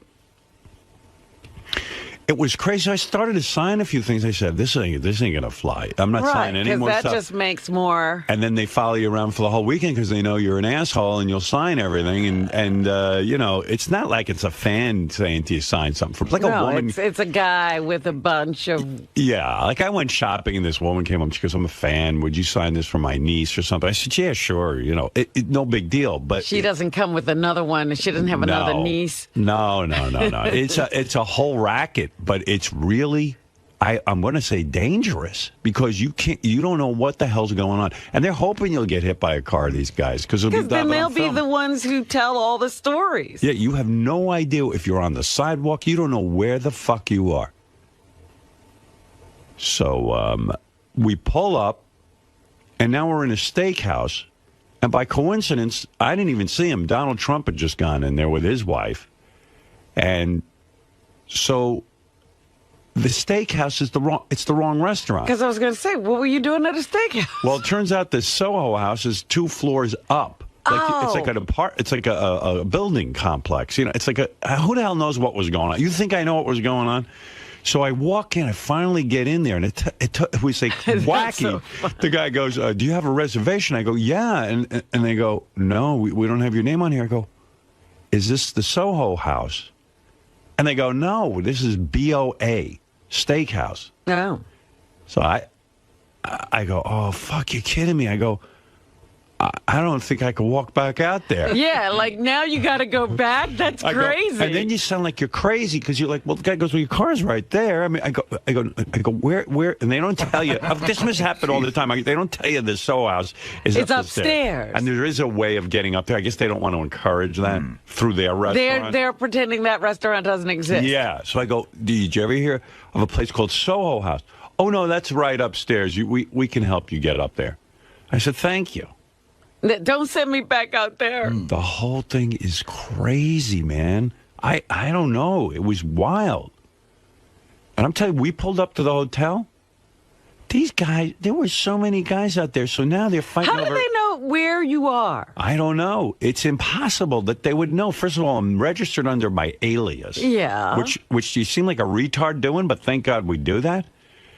And I don't even know how they... It was a private entrance. I don't even know how they... I don't know. It must be someone from the hotel knows I'm coming and tips them off. Oh. It was crazy. It was like right out of the Beatles' Hard Day's Night. And, you know, I guess if I was single and I had a new chick if you were with me, trying to impress somebody, it'd be another thing. I'd pay people to do that. That's right. You'd make this happen. You would say, come on, get a crowd out in front of the hotel so I can look important. And you know me, how cranky I am and everything. And I was just like, boy, this is weird. But, you just go with the flow. I was like, wow, okay. So that was dinner Thursday night. And that was pretty nuts. Mm-hmm. And then Friday, Beth was running around. She was on everything. She was on Jimmy Kimmel. Did you see her on Kimmel? No, I have to go get the YouTube now. She was really good. I missed it. I heard about it. Yeah. I saw a lot of comments about it. I'll tell you about the party that Jimmy threw. Yeah. I'm getting to that, but the funny thing is that Jimmy has a room where you can jam. Like he's got all guitars and in his house. Yeah, he's got a whole like outdoor room. Like I shouldn't say that. That doesn't make sense. But it's a room that's not part of the regular house. Okay. All right, it's like a guest house, but he set it up for like if everyone wants to go play instruments. And he says no one ever plays instruments when he has this thing set up. So a bunch of us went in there, and I saw pictures from the evening. And I'm standing next to Ashton Kutcher, who's coming into this morning. I'm standing next to Ashton Kutcher and David Arquette, and we're jamming with our new band, which I'll be telling you about. So you guys are now going to make music together? There's something happening. This is, what are they called? This is a super group. There's a super group forming. I'm going to tell you about it. But anyway, I saw pictures from the evening. And I look horrible in every single fucking picture.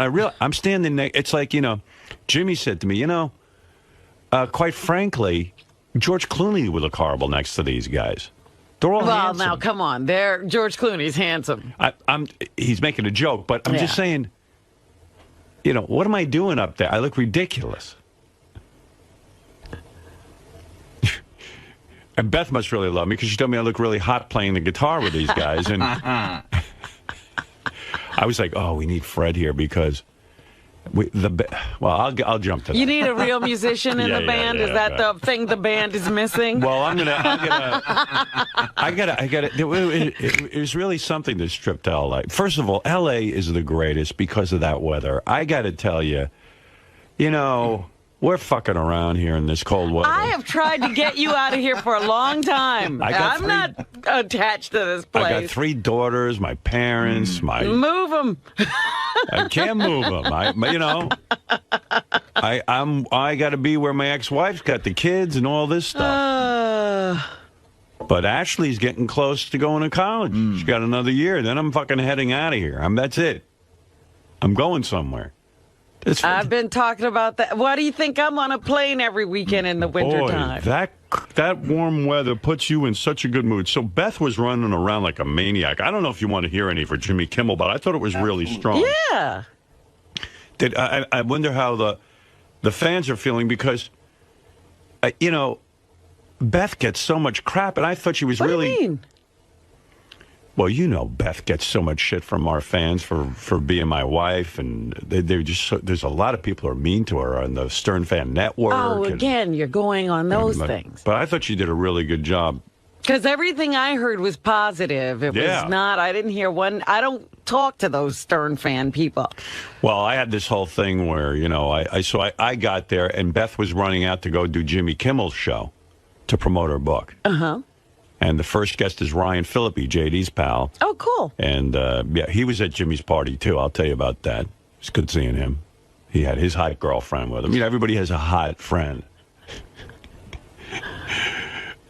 So, anyway, so Beth went out, and she was like, she knew I'd be cranky because we were going to dinner afterwards. Right. With Jimmy and stuff. Did you go to the show with her, or you stayed at the hotel? I stayed at the hotel, which is something...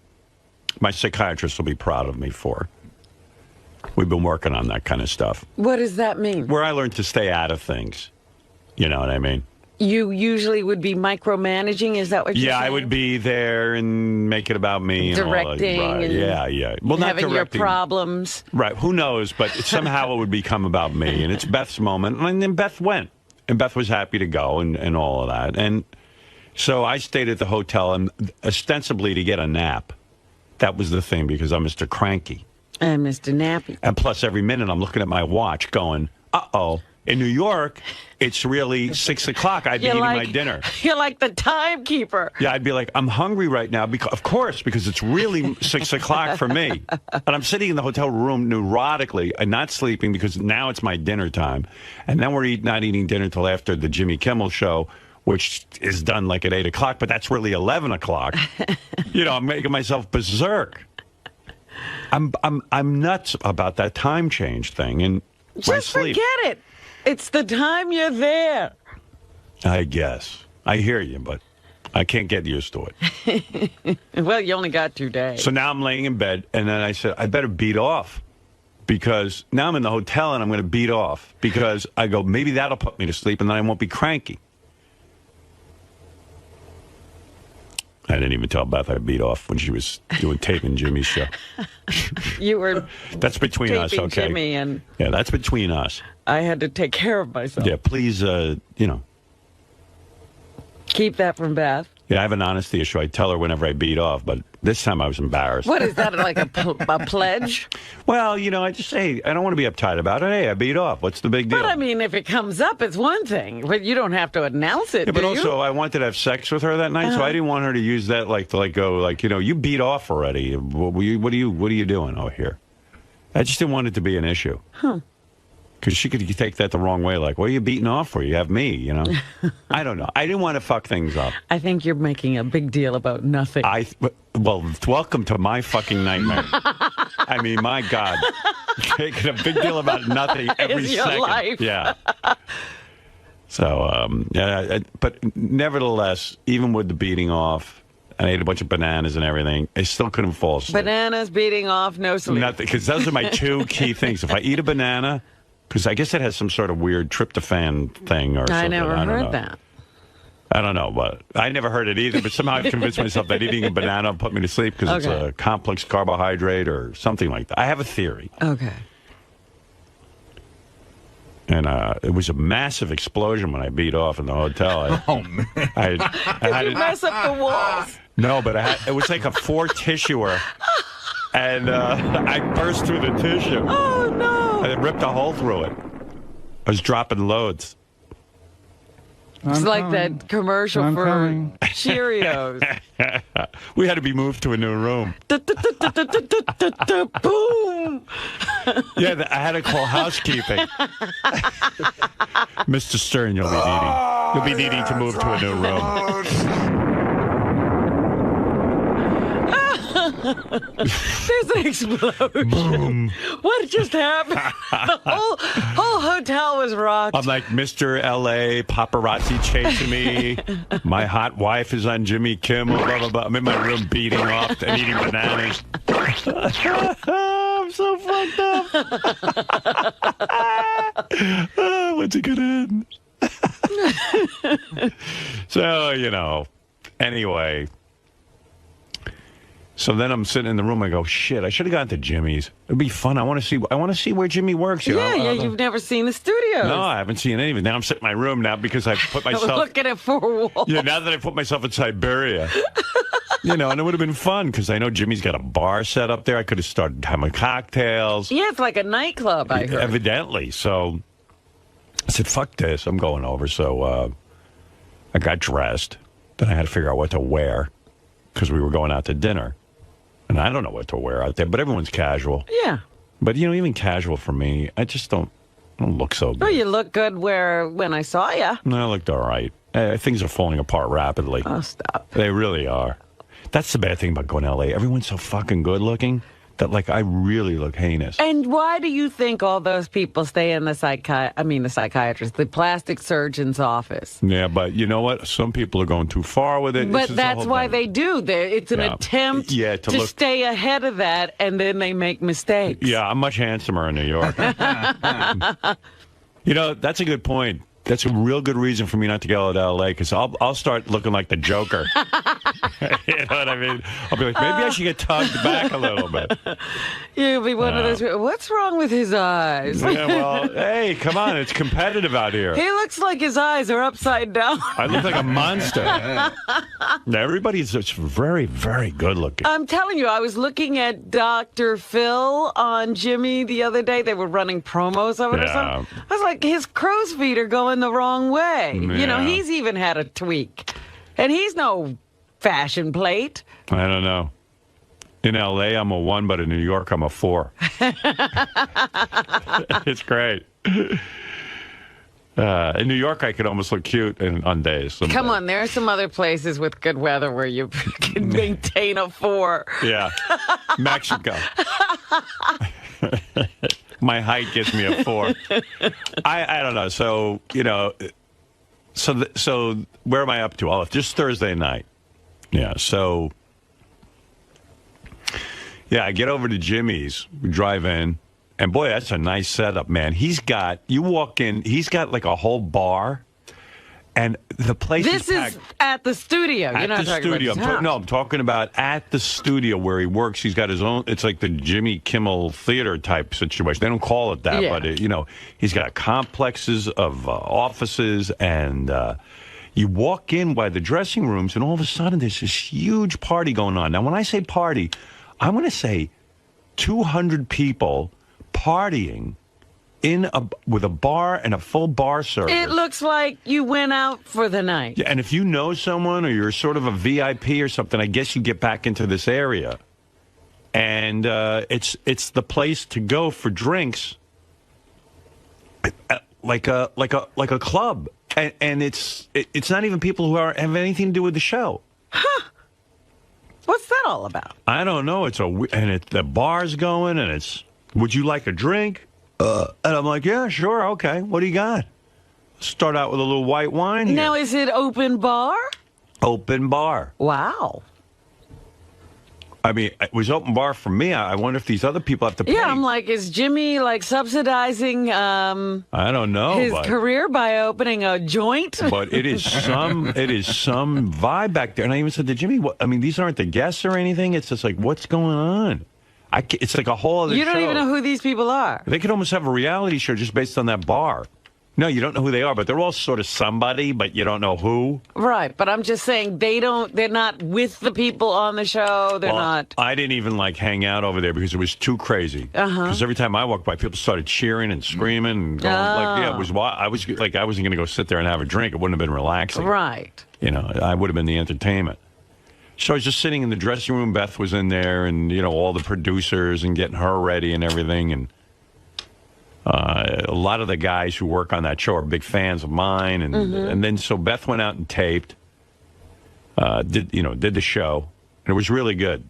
Like I thought she should have had more time. They had really good repartee. Beth and Jimmy. I don't know if you want to hear any of it. I do want to hear. Let's see. You want the full interview is 9 minutes. I don't know how much. But I'm really, wait a minute. How's your psychiatrist going to feel about the fact that you then got up and went over? No, there? I was there at the appropriate time, like when I was called for. But they were running late on their taping, so I ended up being there to see the taping. I wasn't even supposed to be there for that, so it wasn't my fault. All right. Ryan Phillippe was the first guest, and he was saying some really nice things about me. He was really being very sweet and talking about how his mom used to drive him around, and he'd listen to the show, and it was like his big influence. So it was not. I was really starting to feel very full of myself being out there because people were carrying on about me and telling me I was a genius. Like Amy Poehler from Saturday Night Live was I'll tell you who was at the party. But she was there and her husband, and they were telling me I'm their hero and comedy hero, and I was just like, How come they're all doing very well and are respected, Yeah, I yet know. we're still over here? I know I'm everyone's comedy hero, and they've all done very well in a respectable way, and I'm still this fucking pariah, this freak show. I don't know. This social pariah. Like Jimmy's got a show on ABC, Amy Poehler's on Saturday Night Live and has a TV show on NBC, and and I'm still some weird dreg or something. And so then Beth came back, and I told her how funny it was, and everyone was really pleased.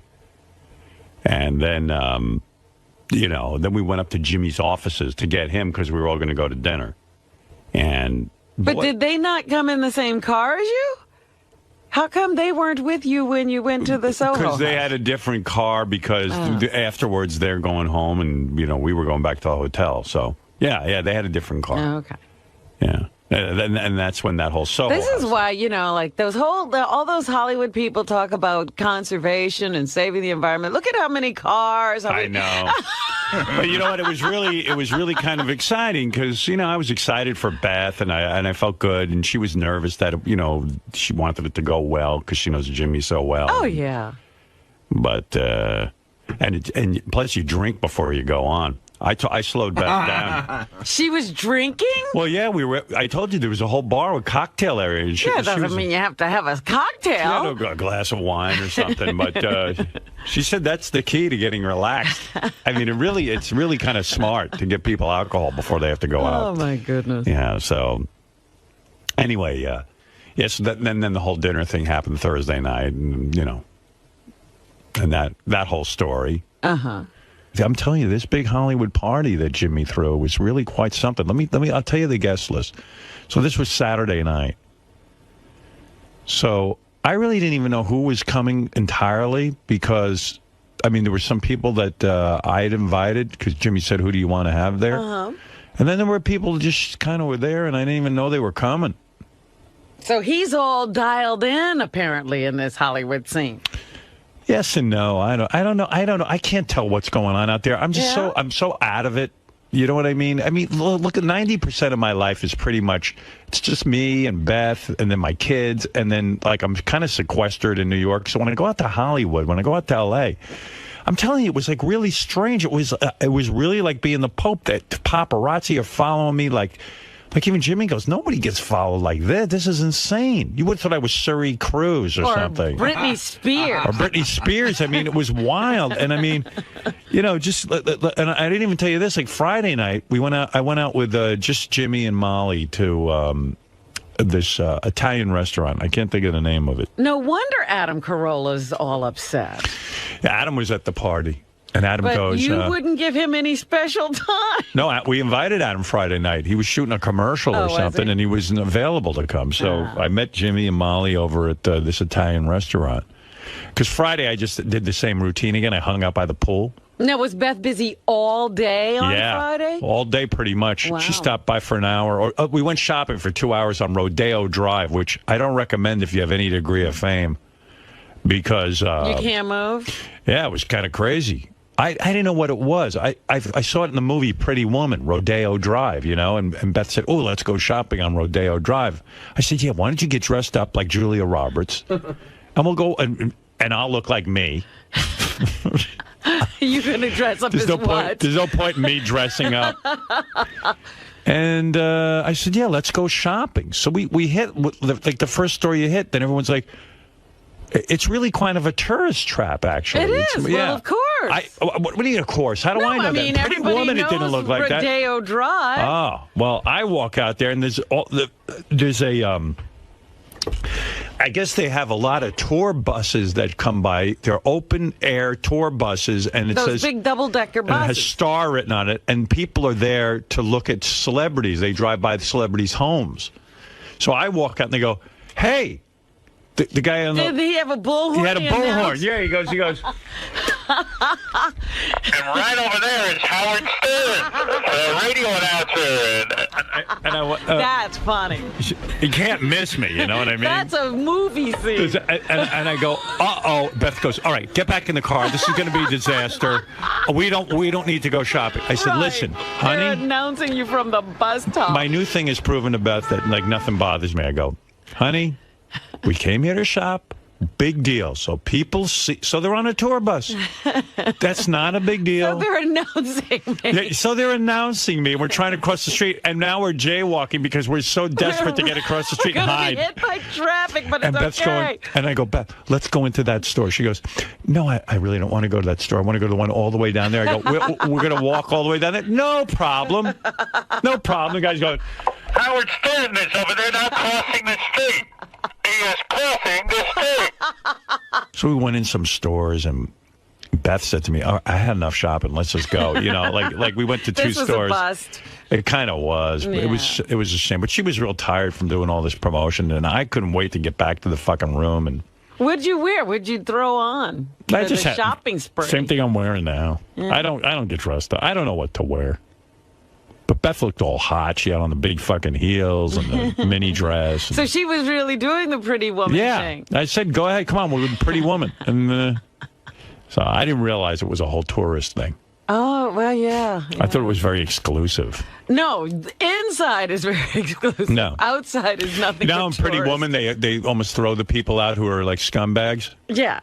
Apparently, they don't. Everyone was allowed in because every store I went in, everybody was there. Yeah, but they can't really buy anything. No, I don't know.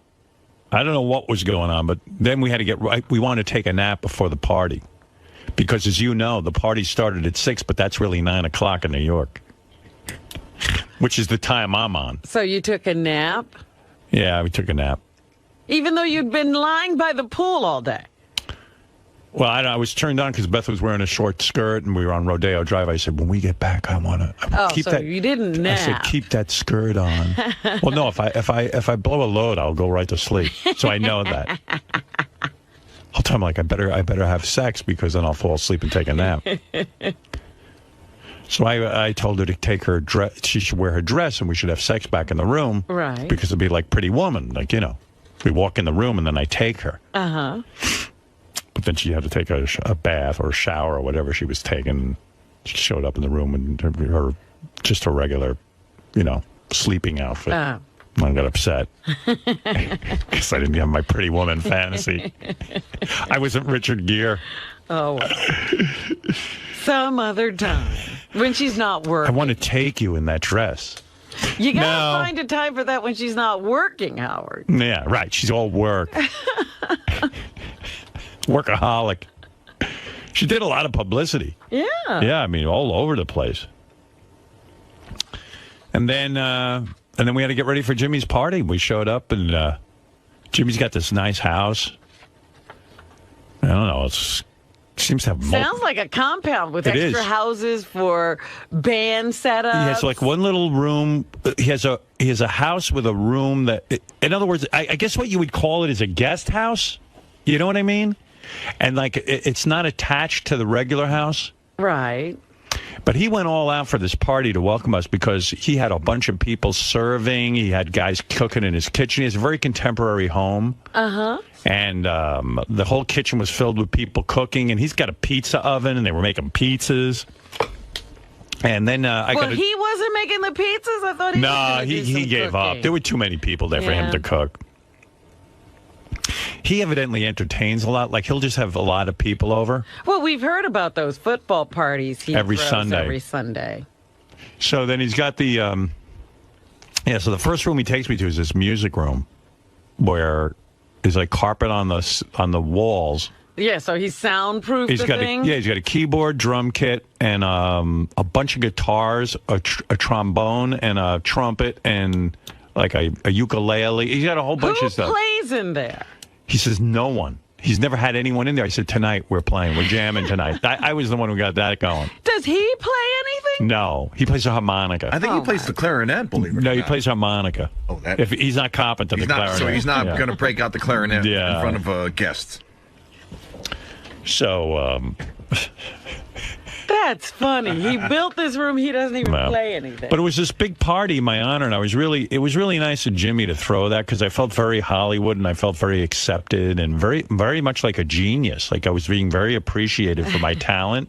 Like everyone was coming in and saying I was their hero and I'm very, very funny and they listen every day. So, like I felt really good. And I'm trying to think who was there. I'm sure I'll miss people, but... You didn't take notes? No. You should have gone home afterwards and just, while it was fresh in your memory. Let me see. Here, I'll write some people down, and I'll see if I can do this. Ben Stiller and his wife. I'm writing Ben Stiller and wife. And it was good seeing him. You know, we always enjoy having him on the show. It was fun. He's a great guest. Great guest. Then Rick Rubin was there. He came with also with a date, and Rick lost 100. Rick Rubin's the guy who produces. What does he produce? He produced the Rolling Stones album. He, was instrumental in starting the whole rap thing with Russell Simmons. Yeah, Rick produced my Private Parts album and all that. So he was there. He lost 150 pounds. He got that big? Yeah, he looks amazing. The fucking guy. I don't recall him being that huge. Yeah. He was really fat. Really? And he's a vegan. He was Well, he was always vegan. He was the world's fattest vegan. How'd he get that fat? I don't know. Like, he must have been eating like a cow.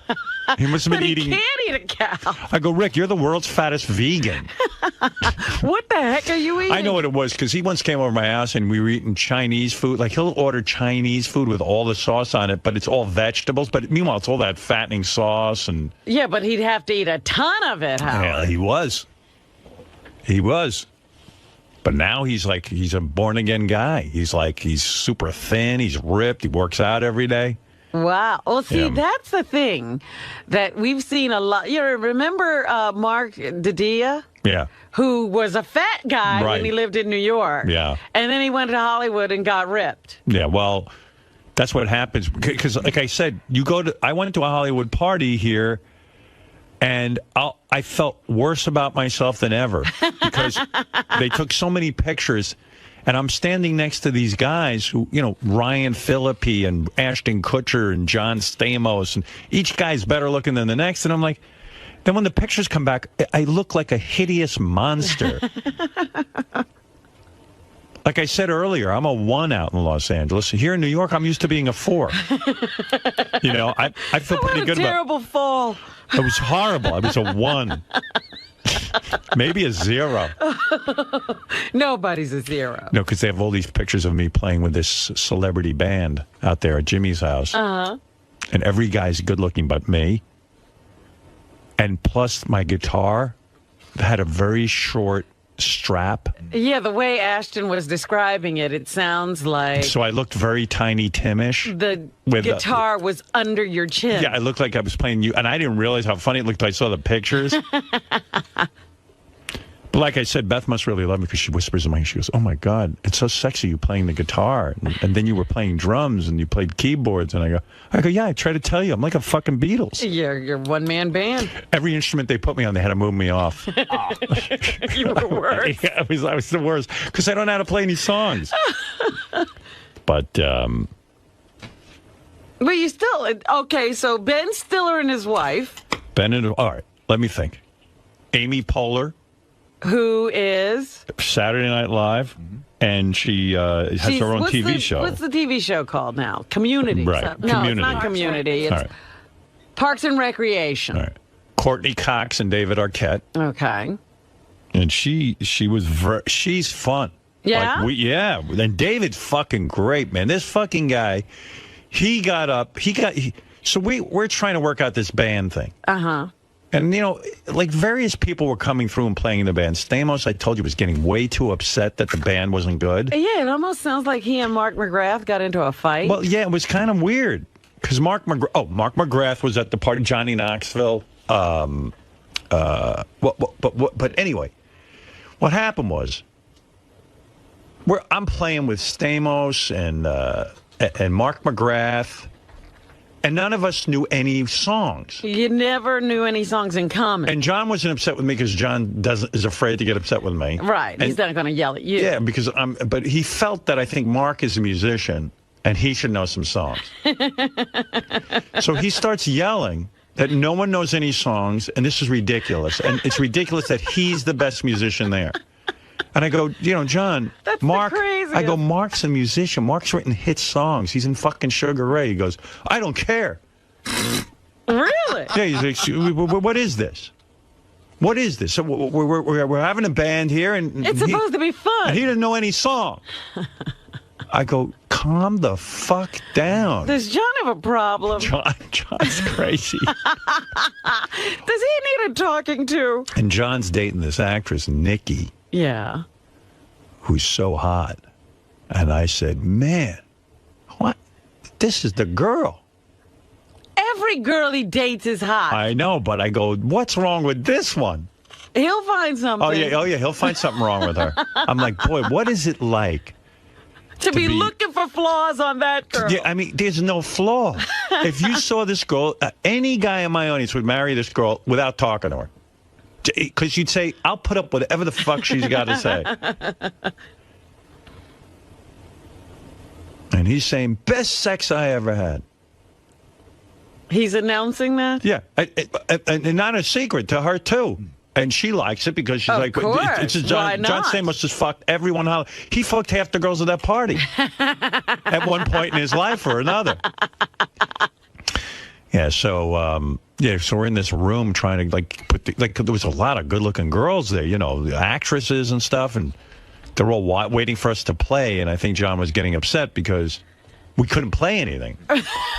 But people didn't care. They were drinking Johnny Knoxville's moonshine. And he's only got it in what kind of It comes in jar a jelly jar. It's moonshine. It's illegal, I think. I don't even know. But I mean, how big a jar is it that he's got enough for everybody? Like this big? Like a big peanut butter jar. Like a peanut butter jar. Like a gallon jar? No. A jug. He's like a hillbilly. He is a hillbilly. He's bringing the hillbilly to Hollywood. But boy, it made a big hit. He was like the toast. Did you ever taste it? What is moonshine? I did. I tasted it. It's horrible. It tastes like like a chemical. So if you could get good booze, right? Why would you drink moonshine? Jimmy had had beautiful Kettle One there. I go, I want to drink Kettle One. I know where that was bottled. Yeah, not this rot guy. This was made in some dirty hillbilly's fucking basement with his feet. I'm not drinking this. Don't even know how it's made. What he made it from? But everyone was drinking it. What do you make moonshine from? And then Courtney Corn? Cox and Demi Moore. I mean, two beautiful women are saying to me, come on, pussy, drink it. They're slugging it down. And I'm like, gee, well, what are they drinking right out of the jug, or is he pouring? No, everyone's right out of the jug. Where are we? First of all, I wouldn't share a glass of water with Johnny, let alone his fucking And they're moonshine. drinking his moonshine. Yeah, I don't know, man. I'm just not into it. And what, does he have to drive it back to Hollywood, or is he getting it shipped? I don't know. I don't know how it all works. Moonshine. It was good seeing him, though. Moonshine. He was there. He just Did he look crippled? I mean, Ashton paints a pretty sad picture. No, Johnny is killing himself with these jackass movies, and he's drinking moonshine for the pain to Yeah, I mean, he looks older than me at this point. Oh my God! And that's pretty old. You don't want to look that like that. He's such a handsome guy. What's he doing to himself? Yeah, he's ruining himself. Right. He's shoving things in his penis twice a day. He says it's getting so commonplace to shove things up his penis because he damaged his penis that he doesn't even think about it. Sometimes he jams it in too hard and it bleeds because he's not even thinking. Can he pee? I guess he can. I believe he can pee. That's the follow-up to so Take Your Wings and Fly. I believe I'm gonna pee. Yeah, so finally, I guess Mark McGrath started to sing I'm Just Gonna Fly, which is easy to play for me. It's D and A. Those are the two chords. It's just I'm just gonna fly. Take Your Wings and Fly. I did backup vocals. Now, Mark swears I did a good job on backup vocals, but I don't think we I don't did. have any record of this. I'm like, take your wings and fly. Take your wings and You're fly. doing that part? And I'm like, like Richie Sambora and Bon Jovi. I was like, it was a lot of fun. And then David Arquette got up and played, and then was Ashton John Kutcher. happy when John Stamos No, he was not happy with anybody's playing, and he thought everybody sucked, and he was annoyed, and we should have brought professional musicians to the party so he could play. I'm telling you. He's a prima donna. Yeah, he only wants to play with Top I thought he Flight. was a fun guy. He's a prima donna. So why can't we agree on a song? I said, because no one knows how to play a song. We don't know any songs. He goes, come on. Then he's yelling out all the Beach Boys songs. And then John knows all those, So John went on the keyboard and started. I didn't know he was so talented. He's playing He keyboard. can play keyboards? Yeah. Oh, he really must have been annoyed. So then I got on drums, and that was even more annoying.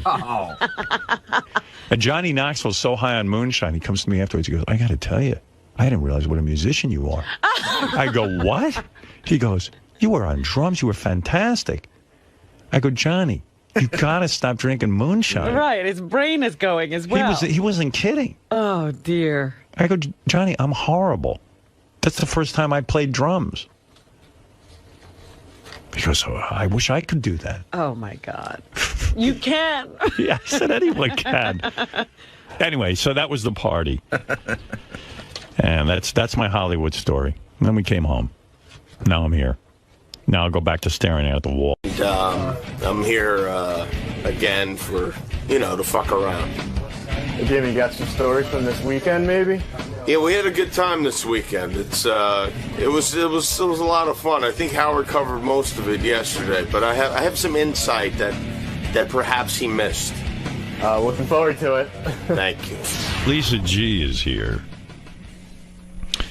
She's from the Howard 100 Newsroom. Glassberg takes shits at work. Well, you started to talk about it early this morning. Ronnie Mund has confirmed it, telling Howard 100 News that Benji Bronk is up to his old tricks again, running into the studio just moments before the Stern Show starts. Didn't I say I was going to fire you if you did that, Benj? I mean, why are you pushing me? I like you. Why can't you just do this one thing and be here on time? Hello? Hey. Talk to me. I'm serious. Why can't you just fucking walk in on time? I'm asking you. It's a distraction every time you walk in late. I mean, come on. You're making me look like a shit because I said I'd fire you. Now, if I don't fire you, everyone's going to lose respect for me around here. Hello? Talk to me. Why can't you get in on time? I'm being serious. I think I usually am 98%. Yeah, I need you 100% of the time. You're right. I'm here on time. You need to be here on time. That's right. I mean, you're right. What can I say if I do something wrong? And like I said, I'd make you right in the back room and you won't be in the studio anymore. I don't want to do all that. Just fucking stop pushing me, man. You're making me look bad in front of the staff. Do you get it now? Yes, I do. So now everyone's going to say whatever Howard says he doesn't make good on. You're making me look shitty. You're making me look like an asshole. I said, Benji, I'm going to fire you if you can't get in the door on time. And now I got to fire you, fucking ass, because I don't even want to fire you. I like you. I enjoy seeing you. Can you just do me this goddamn favor and show up for your job on time? Yes. Okay. Because you told me that before. Just do it. I don't give a fuck. Set 50 alarm clock. Robin's here on time every goddamn night. Every day or whatever day this is. What is something changing? Does that happen? Is something different? I don't care. I understand. I'm just That's his wondering problem. if there's something in his life. Go that to changed. bed. He's got a kid or something. I don't know. Wait, come on, you're going to force me to fire you. I like your work. Just show up on time. You're making me look bad. You know, maybe I'm the asshole for saying I have to fire you if you don't show up on time. Maybe I shouldn't have backed myself into a corner, but I've backed myself in a corner, so help me out here so I don't have to fire you.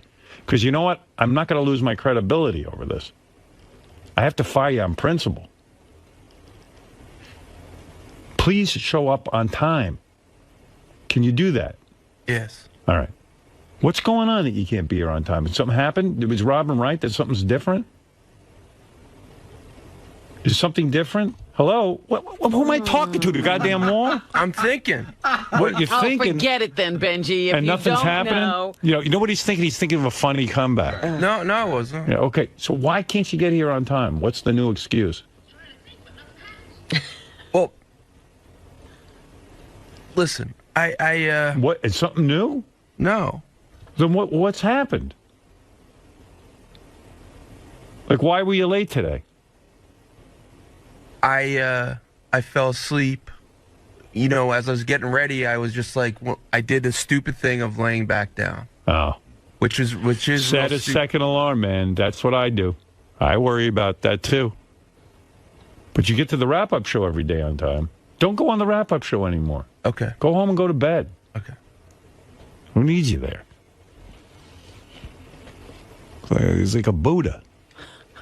He's like planted here once he gets here. But just get here on time, okay? Because you're making me look bad. And now I'm embarrassed because I haven't fired you. And everyone's like, well, Howard just throws out idle threats.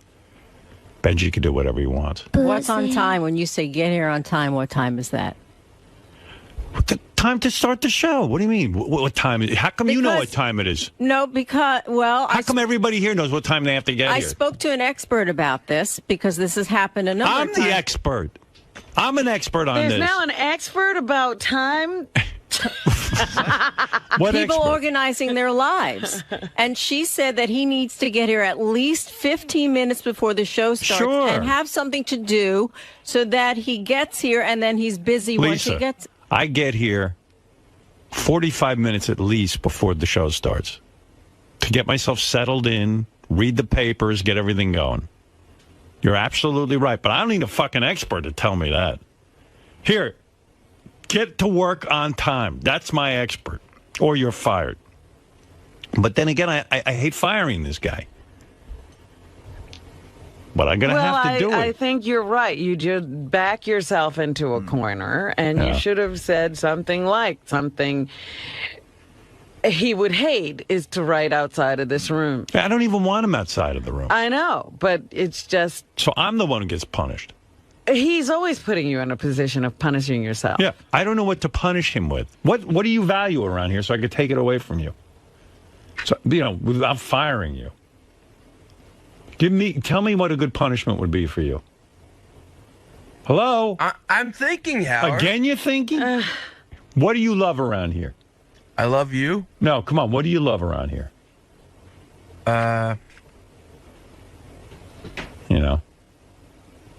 Is there something you love to do? Do you love being on the wrap-up show? Should I take that away from you? Yeah, Do you one of love my that? favorite things is definitely being on the wrap-up. Is it, though? Yeah. Is that really something? So should I take that away from you? Well, I wouldn't want you to. All right. So, But okay, if you're late, I'm going to take that away from you. Okay?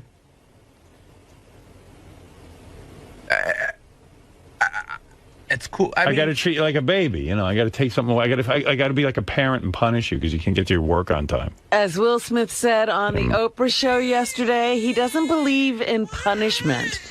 He believes Who said in freedom. Will Smith. He believes in freedom. Yes, Let him work for his here for a week. children. Let him But be if Benji's you boss for a week. If you show that you can't handle your freedom, then there will be consequences. I love. Look, I'm no Will Smith, but here's something. I know what you love. I love talking to Robin in the hall. Oh, Do you love fuck that Howard that. TV That's probably pays? one of my Do you favorite love that things. Howard TV pays for your breakfast? Do you like that? Do I like? Yeah, sure. You of like it? course. Okay. So if you next time you're late, that stops. Okay. All right? You got to get your own breakfast. Okay? Okay? That's it. Oh, I know the best one. That he has to go find those tubs of food himself. Yeah. Nobody's bringing I'm cutting off your craft services, so to speak. All right? All right, Chubsy Wubsy? No food for Chubsy Wubsy. Either that or you have to take Richard's pee in your mouth. And I can't make you do that. I would hate to do that. All right, so then I'm going to take away your breakfast allowance. Okay. All right, you'll be docked. But I can drink the pee as a... No. Okay, keep laughing. See, he laughs at me. What do you want to Doesn't say? take it seriously. When you say be here on time, I think he needs a time. He was given a time. Let me ask you something. What time do you think he needs to be here? 5:30, I think, sounds good. No, he needs to be here before the show starts. Any time up until 6 o'clock, he needs to be here. I personally don't think he should cut it that close to 2 minutes to 6. But as long as he's in the room sitting down when the show starts, I'm okay. And quite frankly, we have a meeting for about 20 minutes before the show starts. He should be in on that. He's a writer. We start at 5:40 every morning with the meeting. He should hear what's going on. Fred's here, I'm here, Robin's here. I don't know what the problem is. I don't get it. I mean, here's the deal. He's guaranteed at least till 6 o'clock. I try to run all the elements to at least 6 o'clock. Right. Sometimes a little over because sometimes it just feels better to do it that way. But at 6 o'clock, you can guarantee that's when the show starts. Right. I wonder what Jimmy does with employees like this. Where's Jim? Bring him in here. We'll ask him. Is he here? Yeah, he's here. Even he's on time. He doesn't even work for me and he's on time. How come you don't work for me and you're on time? Oh, he's late? What should I do with you? He has to take Richard's pee. Listen, I've been running the gauntlet of security to get in here, so I've been here for quite a while. I've been here since noon yesterday. Did you hear what I'm saying to Benji? I did not. No, we were, doing the interviews and all that stuff out there. I backed myself into a corner because you run a pretty big operation. I saw Jimmy's operation out in L.A. and it sounds like a major deal. It's fucking impressive, is what it is. And then I got to talk to him about that bar situation because I don't want to know what that is. But anyway, so I've said to Benji, I've backed myself into a corner in terms of being management. I guess now I'm a boss. Yeah, lucky me. You're running a company. Yeah. And look who my employee is. Chubsy Wubsy, big fucking lump of lard over there. What did he do? What did you do? No, what he does is he shows up late a lot. He used to show up a lot. He used to show up a lot late. Like he just opened the door like 3 minutes into the show. I remember that. Yeah, and barreled through the hall. And I mean, when you do your show, if one of your guys just happened to walk out on stage 3 minutes in, I think it'd be a little distracting to you, maybe. It would, yeah. Right.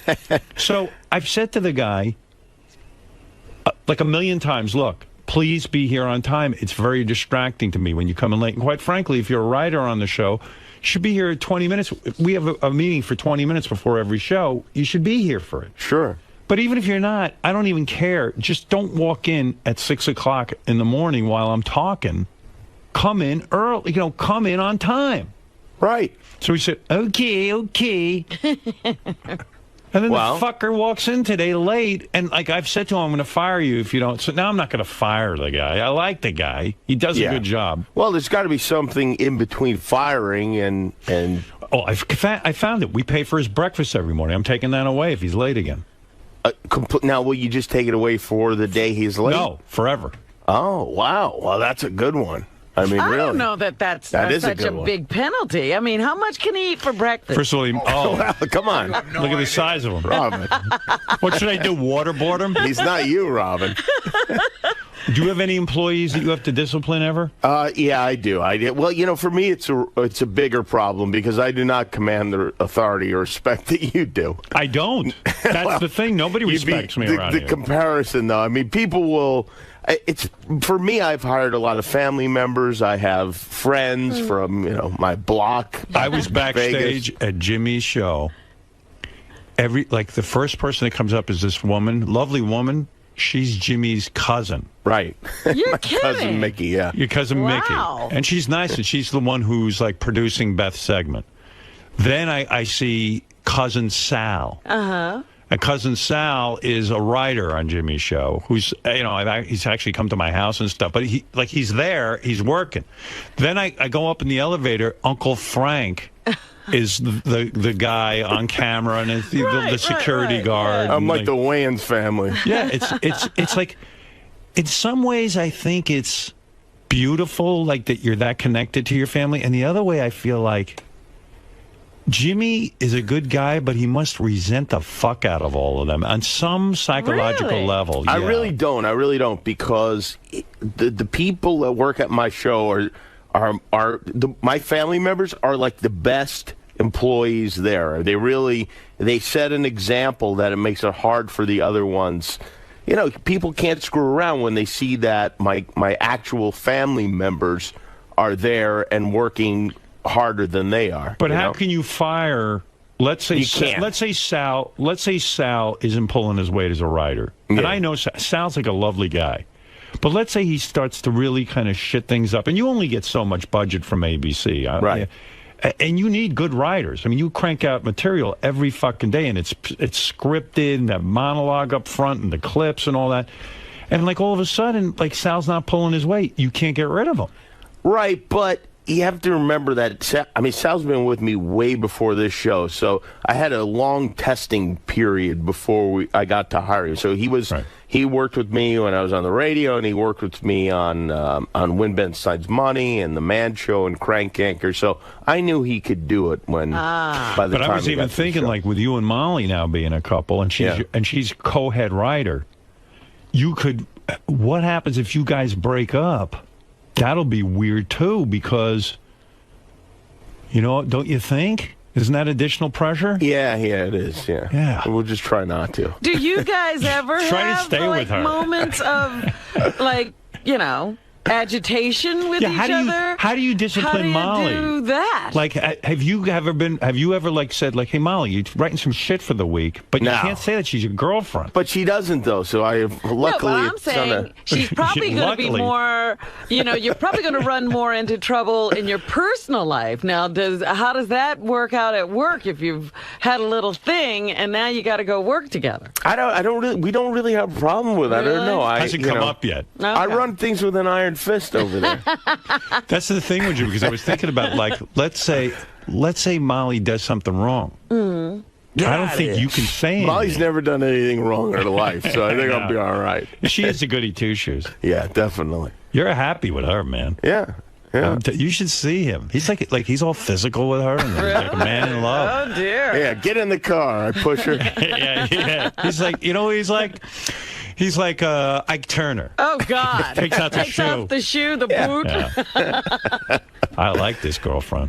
Good. I'm glad. Well, I like your wife as well. Beth is lovely, and you guys email each other a lot. It sounds like you two are friends. I think they're more than friends. I think they're going out. Oh, really? Well, it's Beth's every minute. I love Jimmy. I love Jimmy. I love Jimmy. I go, you love Jimmy too fucking much. Maybe I ought to look in on this.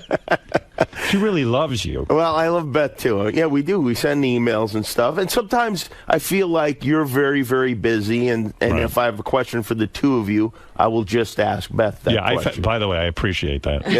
I really, truly do. She goes, Jimmy is doing this for the party and this one's coming. I go, how come I'm not in on these discussions? She goes, because you don't want to be. Right. And then you're like, yeah, you're right. It's better not to have been on those discussions because there's a whole thing with who was invited and who wasn't invited. And, hey, thanks for not inviting me. I mean, this party became... I really cannot possibly explain what it was like. It was like Oprah was visiting town and coming to my house. I mean, it was crazy. First of all, I had no idea that I had that much juice in L.A. Like, I mean, you saw it. It's I was being unbelievable. chased by paparazzi. I've never seen anything like it. I have to say, I've never seen the craze with aggression. You've got to come more often because the fact you haven't been there for 12 years or whatever it's been has made people like, I mean, it was crazy. It was crazy. I swear to God, I've never seen it. I didn't expect it. I love the Rodeo Drive story. Oh, I told that whole thing yesterday. Yeah. But meanwhile, I go to meet Jimmy for dinner at this Italian place, really good place. What's the name of that place? At Osteria Mozza, Mario Batali's So restaurant. again, this is the second night in a row I get followed by the paparazzi. They're chasing us through the fucking street and this and that. I'm telling the driver, don't worry about it. What the hell? But it's really irking me that like somehow they knew ahead of time where I was going to be. So I go into the restaurant. I said to everyone, I said, first of all, how would they know where I'm going? The reservation's under Jimmy's name. Mm-hmm. It's not under my name. I go in. Reservation was under my name. Oh. No wonder they know I was. Yeah, by the way, I was like, what's going on here? Because I know somebody that works there, and so I said, hey, listen, I want to make sure we have a good table, right. taking Howard, and they put the reservation under your name, which was weird because I called in to say, hey, we're on our way over there right now, and they're like, I don't have a reservation for you. I was like, what? Even TMZ said that I was the king of L.A. You were. I was. But it's so funny. Yesterday I'm on the air. I don't know if you heard any of the show. I did. I heard a lot of it. And I'm telling Robin about the party. And this party really did become something in L.A. I sense a little bit of hostility from Robin about this party and the whole thing. Really? And I will get into that. Yes, Robin. Hostility? What are you all this. That's funny. There was a guy on the phone earlier. I didn't put him on, but he was saying I sense a lot of jealousy from Robin about the party. I sense and I don't a little sense something. I don't know what's going on. I'm sorry, I missed the moonshine. Oh, Robin with the.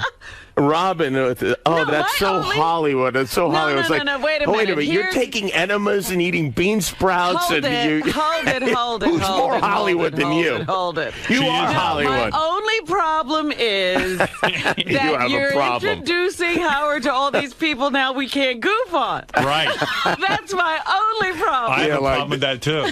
Like that's ever been an issue for you. No, yesterday me Ashton Kutcher was here. I was like, oh no, we've got to be nice to him. We've had Ashton on, but the reason Ashton was at the party, he's been on our show before. Yes, but ever since then, we've goofed on him. No. Well, yes. Oh, yeah. Give it a couple weeks. You go right back to goofing on him. I mean, come on. Hey, I got to tell you, first of all, I publicly want to thank Jimmy for making my time in Los Angeles so nice. He really did. He was like the host of L.A.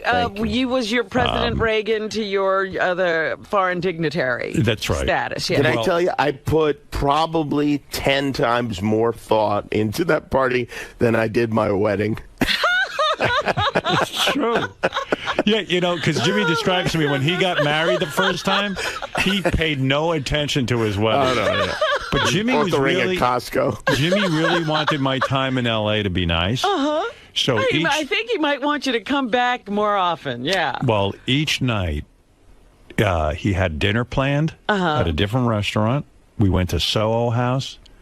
We went with J.J. Abrams and his wife one night. Mm-hmm. Katie, yeah. Katie. I gave Howard a massage after every meal. And then, while we were sitting there, Joaquin Phoenix and then what was Joaquin Phoenix acting like? Because that's news. I think he's crazy. Jimmy thinks he's normal. I don't know. It's hard to tell. It's hard to tell what's going on. Because everybody's still trying to figure this whole thing out. You got up from the table to go to the bathroom, and Joaquin was making fun of you. And I went, he's fucking crazy. What did he do? What did he say? Because I said to him, wait, I'm friends with Jimmy. What the fuck are you saying? He started goofing on Jimmy's show, saying Jimmy was that. I go, who the fuck are you? Are you serious? Yeah. Yeah. Well, what are you going to do? Wow. Jimmy thinks it's funny. I do think it's funny. Was I don't know he what's going nice to on. Jimmy while Jimmy was there and then immediately sucking flipped? Jimmy's dick, and then 2 seconds later, Jimmy gets up and he's bad-mouthing Oh, him. my You God. have to understand something. For me, this is not a normal. This is not. None of it seems normal. Like the fact that Joaquin Phoenix even knows who the hell I am and walks in and comes over. But even just having all those people at my house, normally it is filled with my. Seriously, I have friends with lazy eyes, and they look like sea monsters. And to have Ashton Kutcher and Demi Moore and Courtney Cox playing the drums, it doesn't seem right. So it was exciting for you too, because I thought you have these kind of parties all the time. Because you told me Tom Cruise came to your house one time. But you have to understand, Tom Cruise did come to my house. But he was besides Adam, the only celebrity there. Right. Amongst all my, every once in a while, some one person comes. I've never had anything descend upon me like that. See, I was under the impression that you've done this before. No. Well, wait a minute. How did all those people get there? I mean, most of these people are, because I said to Howard, I know you're coming to L.A., you have limited time. If there are people that you want to see. It started out small. Jimmy said to me, I'd like to do a small dinner party. Jimmy was going to cook dinner. Right. And he said, hey, I'm going to have a small dinner party. Is there anyone you'd like to see there? And so, I would say, gee, I'd love to see David Arquette. He does the show. He's such a nice guy. I've never even met Courtney Cox's wife. It's kind of weird I haven't. I said, maybe we'll have dinner with them, or something like that, 1 or 2 people. And then we'd think of this one and that one. Then I mentioned it on the air. And then, all of a sudden, Jimmy goes, hey. Once it went on the air, that was that. Were you getting requests? People? Oh, yes. Really? Yeah. Oh, yeah. So... And then, even Greg Fitzsimmons, he was on the show. And he's in L.A. And then Jimmy said to me, gee, don't you think we should invite Greg? I said, I was going to say something, but I feel funny inviting people to your home. Right. I don't know. You don't feel like that's your place. Yeah, and I said, I don't know how many people you can cook for, because Jimmy was going to cook. Right. And I said, of course I'd say to him, of course I'd love to see Greg, but I don't know. So I can forget him when I'm talking about Right. it. Oh, by the way, did you hear Greg's show last night? I didn't know. It's so funny. We played it back. So I'm trying to think of all the celebrities. You destroyed him, by the way, when you said that you didn't know he'd had a show on for a few years. That's when I thought I better invite Greg to this party. Yeah, right. Yeah, I didn't realize. But Greg was kind of he wasn't hurt or anything, but he was just like, wow, Howard didn't remember I was there, and I was up on stage playing guitar with him and this and that. But I think you forgot a lot of people. It's okay, though. Did I forget a lot of people? Sounds like a very. It sounds like you could have cooked from Howard's Greg's list. very forgettable, though. That's the thing. I mean, yeah. It's good to be in show business. Can I mention something real quick? Because I want to apologize for Fred because I feel very badly. This is a great story. Now, Greg had me on the show, and Greg's a pain in the ass with these questions that he asks. You know, you feel like you have to answer, but he's like, rank who you like best of Howard, Robin, and Fred. First to last. So I go, all right, well, Howard and I are pretty tight. So Howard's first. And then, I'm trying to, think of, all right, who am I going to go with between Robin or Fred? You know what? Fred has said a couple of things about me on the air that haven't exactly been accurate. Fred, I don't know if you're back there hearing, but... I'm listening. But I love Fred. But forced to rank the three of you, that's where it came up. And then it became like I was insulting Fred. But you said about Fred, and I thought it was very astute. Greg said, well, why do you like Robin better than Fred? And you said, well, Fred acts like he's some sort of genius and like he knows he's unimpeachable. I didn't say that, but what I did say, and I think this is more your fault than Fred's fault. Whenever there's a lull in the conversation, you guys, I don't know, you turn to Fred, and then Fred will answer you, whatever the issue is. Right. I'll answer to the best of my ability. Doesn't anyone in this room have a computer? I mean, isn't there a Google search of any kind in here? Sure. So, in other words, you feel that we accept whatever Fred says as gospel, and Fred isn't that intelligent. In other words, it's not a matter of intelligence. You said that he was inaccurate, and nobody will challenge him. Right. So now Fred has become like By your the enemy. way, in case anybody is interested, it's not a B minor chord in Hey Jude, it's B flat. See, there you go. There you go. But now, Just after letting you know. listening to the show yesterday, Fred has risen above Robin, and Robin is back into the third place. There you go. Sorry, Robin. Right. And sorry, Because of Fred. my, what? Yeah, what are you sensing about Robin about this Hollywood I don't party? know what's going on. I don't. I really don't. I don't know what is going on. I feel like. You think she's jealous that I was at your party? I think I'm gonna have to throw Robin a huge party when she comes to LA now to try to even this out. Look, I feel Robin was happy for me that you were throwing this party for me. I wanted him to go and actually enjoy a trip. Yeah. That was my paramount desire. Oh, and it come on! sounds like, You would, but it would have been really. funnier if he had a horrible time, wouldn't it have? No, because he's so miserable, Jimmy. I'm telling you, I feel for him. I had Jimmy took pictures of this party that he threw, and again, Jimmy sent me a picture, and he's a funny guy. He labels it the Jonas Brothers, and as I said, at Jimmy's house, he had this band room set up, right. And now everyone I know who was at the party is now setting up a band room. They were very inspired. Everyone's going to have one. And Jimmy sent me a picture of me, Ashton Kutcher, and David Arquette on stage. And David Arquette's very handsome, and so is Ashton Kutcher. And I wrote back to Jimmy. I said, "Good Lord, I look horrible." And he said, "Well, even George Clooney would look horrible standing next to those two guys." But really, I had such a good feeling about how I looked that night until I saw these pictures. You were feeling confident? Jimmy's girlfriend, Molly, took lots of pictures, and I'm going to pay her to destroy them because I looked at myself playing. First of all, that guitar you have, the strap, was like a ukulele. As I told you, I don't know how to play any of those instruments I own. I don't even know why I have them. It's funny because you really don't play anything except harmonica. This is the first. I don't even play that. Just everyone seems to think because you own one, you play it. But I was just really breathing into the harmonica. I don't know how to play the thing. Right. But everyone, it's funny because I've been trying to get people to go into this band room and jam. This is the idea, Well, the second you showed it to me, I knew we'd use it. I wanted it to be like a Jackie Martling style party without the garbage can full of clams, There you go. And finally, people went in there. But it was really weird because I kind of missed the Stamos-McGrath battle, whatever was going that's on another there. thing. Apparently, that didn't happen. Greg had McGrath on, right? I don't know about that.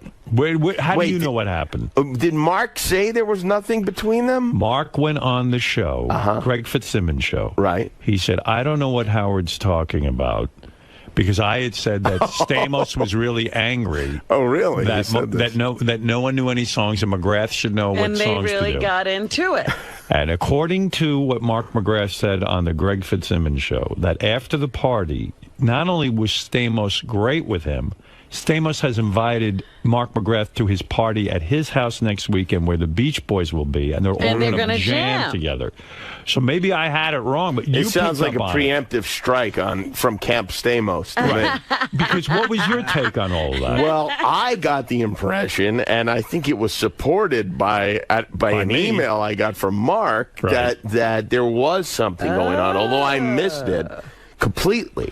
Yeah, I was kind of high, but I thought Mark was saying that Stamos was throwing attitude toward them. I thought so too. I think that's what everyone was saying. Is poor John Stamos just misunderstood? I don't know. I don't know what John expected. I kept saying to John, listen, as this is over music, I'm screaming, John, just play any song you know, and everyone will follow around with it. And he would not do that. But here was the problem. No one knew any words to sing. We didn't need the words. That was the least of our problems. No one knew how to play any of the instruments. I played Louie Louie. Yeah. I played I Just Want to Fly with Mark McGrath. Yeah. I was right That in was there. the only one we really had together. At one point, I threw my guitar down. I said, I can't work with this fucking band anymore. I was like a prima donna.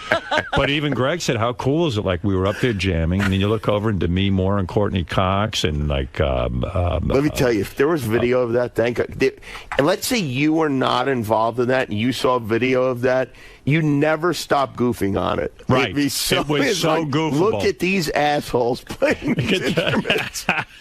But it's a party, and But everyone's see, drinking. now you understand my dilemma. I know. I think you'd be all right. I think you can get right back to it. Robin would have loved it. You know what? I felt like I was part of Hollywood legend. You know, Absolutely. I used to read about like Bogey and Bacall would have over Sinatra, and Sinatra would bring. Well, that's what I said. It's like We I had John remember. Stamos. We had John Stamos. I Same thing. remember Carrie Fisher would write those books about growing up with Debbie Reynolds. Right. And this was Debbie Reynolds' house. You know, she'd just invite people over because she wanted to sing. Right. You know, and so Right. she, as soon as she'd get a crowd together, she'd get the guy to karaoke. play the piano and she'd start singing. Jimmy gave me a tour of his house before the party, Uh-huh. and he shows me this music room. And he says, I don't know why I built it. He says, no one's ever used it, ever. Now it's legend. My son uses it. That's it. Right. Yeah. So I said to him, listen, everyone's going in there tonight. This is fun. Yeah, it's a legend I was now. happy. I mean, this is going to happen at your house every week now. Johnny Knoxville walks in with this fucking moonshine in a Which I jelly still jar. can't get and over. He's twisting off the cap and sipping it. And before I knew, I didn't expect that like Courtney Cox or Demi Moore or like Ben Stiller.